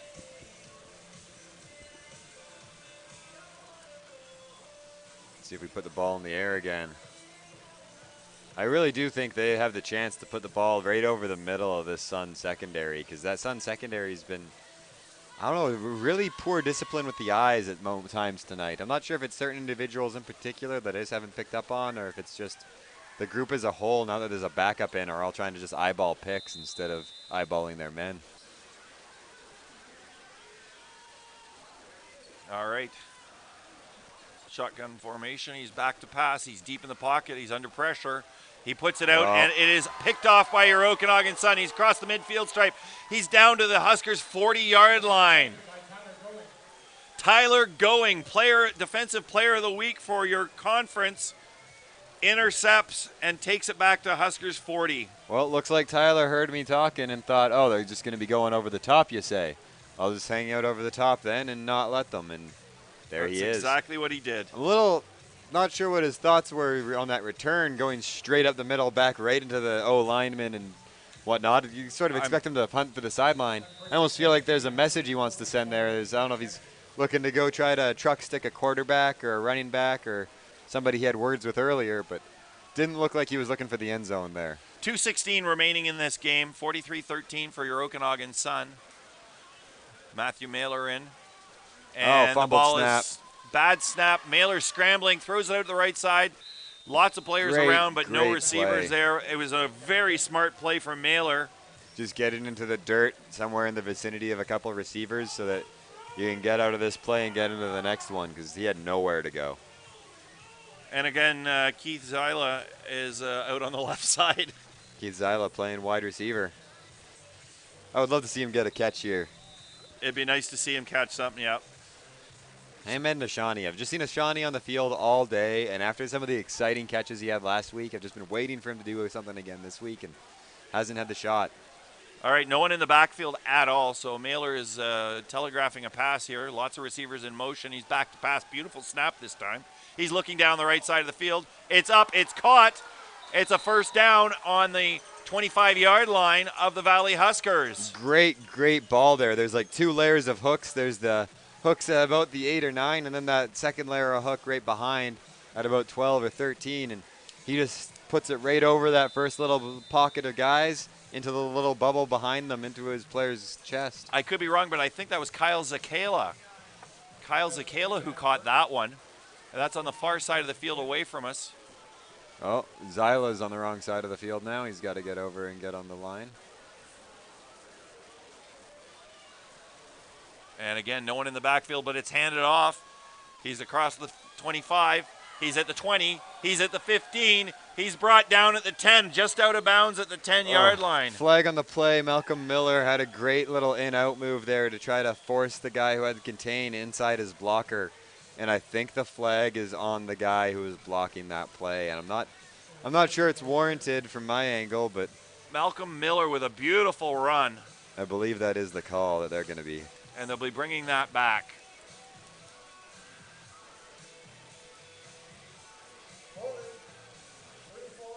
Yep, that was the play. Frustrating. I think he was all right, and that the defender just bit on the inside-out move instead of keeping his contain. Joseph Okanola. Oh, yeah, okay, I could see a little hold there. Joseph Okanola on that one, so it's going to bring it back. So it's going to be a first down, but it's going to be 19. I would like to know how many yards Miller has lost to penalties after his plays, because that was Miller again on a good 10-yard play. And this season he's had a lot of plays just no one in the back to backfield, holding. And he's looking downfield. He fires it deep into the end zone, and it's in the end zone and caught. Interception, and he's running around number 29. He's about the 5-yard line. Oh, wow. He just took a hard down. hit. I hope he gets up all right there, because that was a big O-lineman landing on him. Trayvon Walsh was the one who got the interception. I don't know, A, why he threw that ball, and B, it looked like he was throwing an interception. Yeah, it looked like it was. There was nobody there. Like we're on 4th down and I'm in a punt situation. I'd rather them catch it over there than over here. Right. I'm sure there must be a miscommunication there where he thought he had a deep seam going towards the goalpost, and someone took the wrong route. Yeah. So with 1:22 remaining in this fourth quarter, it's 43-13 Okanagan Sun over the, it looks like now to be formerly first place Valley Huskers, who are sitting on a 4-2 record, where your Sun are 3-2-1, and will move to after this one. And it's a little flea flicker out to the side there. And he's brought down really quickly. I don't think he got back to the original line of scrimmage. Looks like a loss of 2. Yeah, just a little quick toss out to the running back, trying to get a sweep action outside, and just nothing there from the Sun defense, just stifling that run attempt. Huddling back in their own end zone with their backup quarterback Nicholas Nika. Only a minute left here, so it'll be interesting to see what they do if we just try to run it a few times and not have to give up that extra 2 points on the safety, because I don't know that the 2 points are going to make any difference at the end of the season or not, but with the league this tight, between 4th and 5th, it easily could. He's back in his own end zone. He airs it out deep, and it's intercepted again. It looks like a Sun ball from my spot. Is it? He has come up with it. Jordan Ray. Jordan Ray. Again, they aired it out, and it looks like about the 38-yard line. It gets marked. Congratulations, Jordan Ray. Beautiful. A lot of hang time on that one. Yep.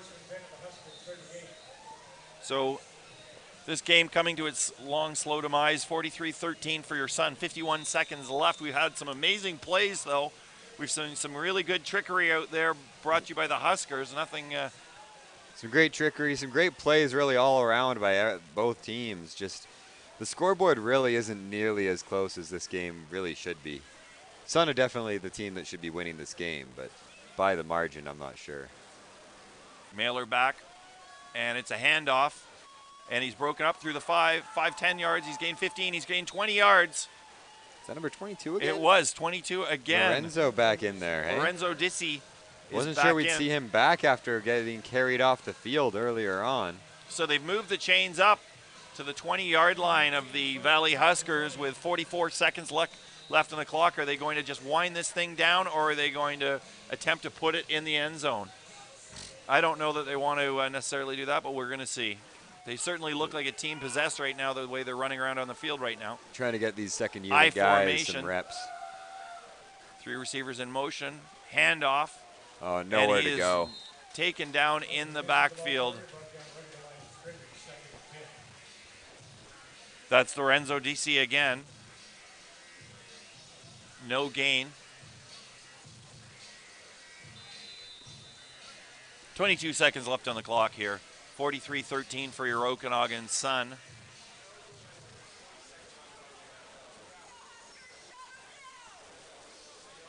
I'd just like to see a Huskers turnover here because they've had just so many drops turnovers, and get something positive at the last play of this game. Matthew Mailer in the backfield. He hands off to Dissi again. Dissi's broken through. He's got 5. He's got 7. He got 8. He's very close to getting that first down. But that is the game.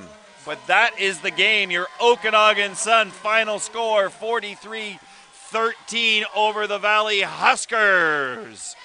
Moving your Okanagan Sun to, what are we at 5 now?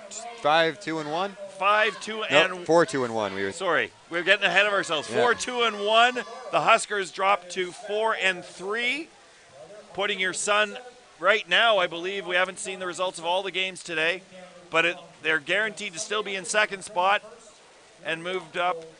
Both teams are lining up here for the handshake after the celebration. So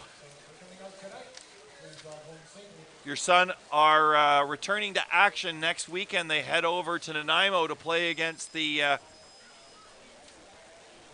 VI there. Vancouver Island Raiders. On that very frustrating field that I am personally not a huge fan of. It looks like we do have some final scores here reporting on the internet. We got VI went to play the Broncos and came away from Hillside Stadium with a 31-7 win. So at least the Broncos got 7 points on the board, but it's too bad they couldn't make that a closer game. And then the Rams and the Rebels. Very similar game there with a 27-3 final score, which is a little surprising. You expect to see a little bit of a closer score from those two teams battling it out. But some big lopsided games here this weekend in the BCFC, which is, looking at the standings, pretty shocking actually. But I guess that's the way Canadian football rules go sometimes, where you just get the ball rolling, get the momentum rolling a little too much, and things get out of hand. Yeah, and we saw some key injuries out there, especially with the Huskers losing their starting quarterback. He started every single game this season. He goes down in the third quarter. Yeah, and hopefully he's back next week. You got to be a little bit worried because he didn't come back. He went straight from the bench into the locker room. We never saw him back on the bench at all tonight. So a little bit of concern there for the Huskers. So Jock Tire, Carson Park here at the Apple Bowl. Final score, your Okanagan Sun 43, the Valley Huskers 13. Thanks, and we'll see you at next week's game.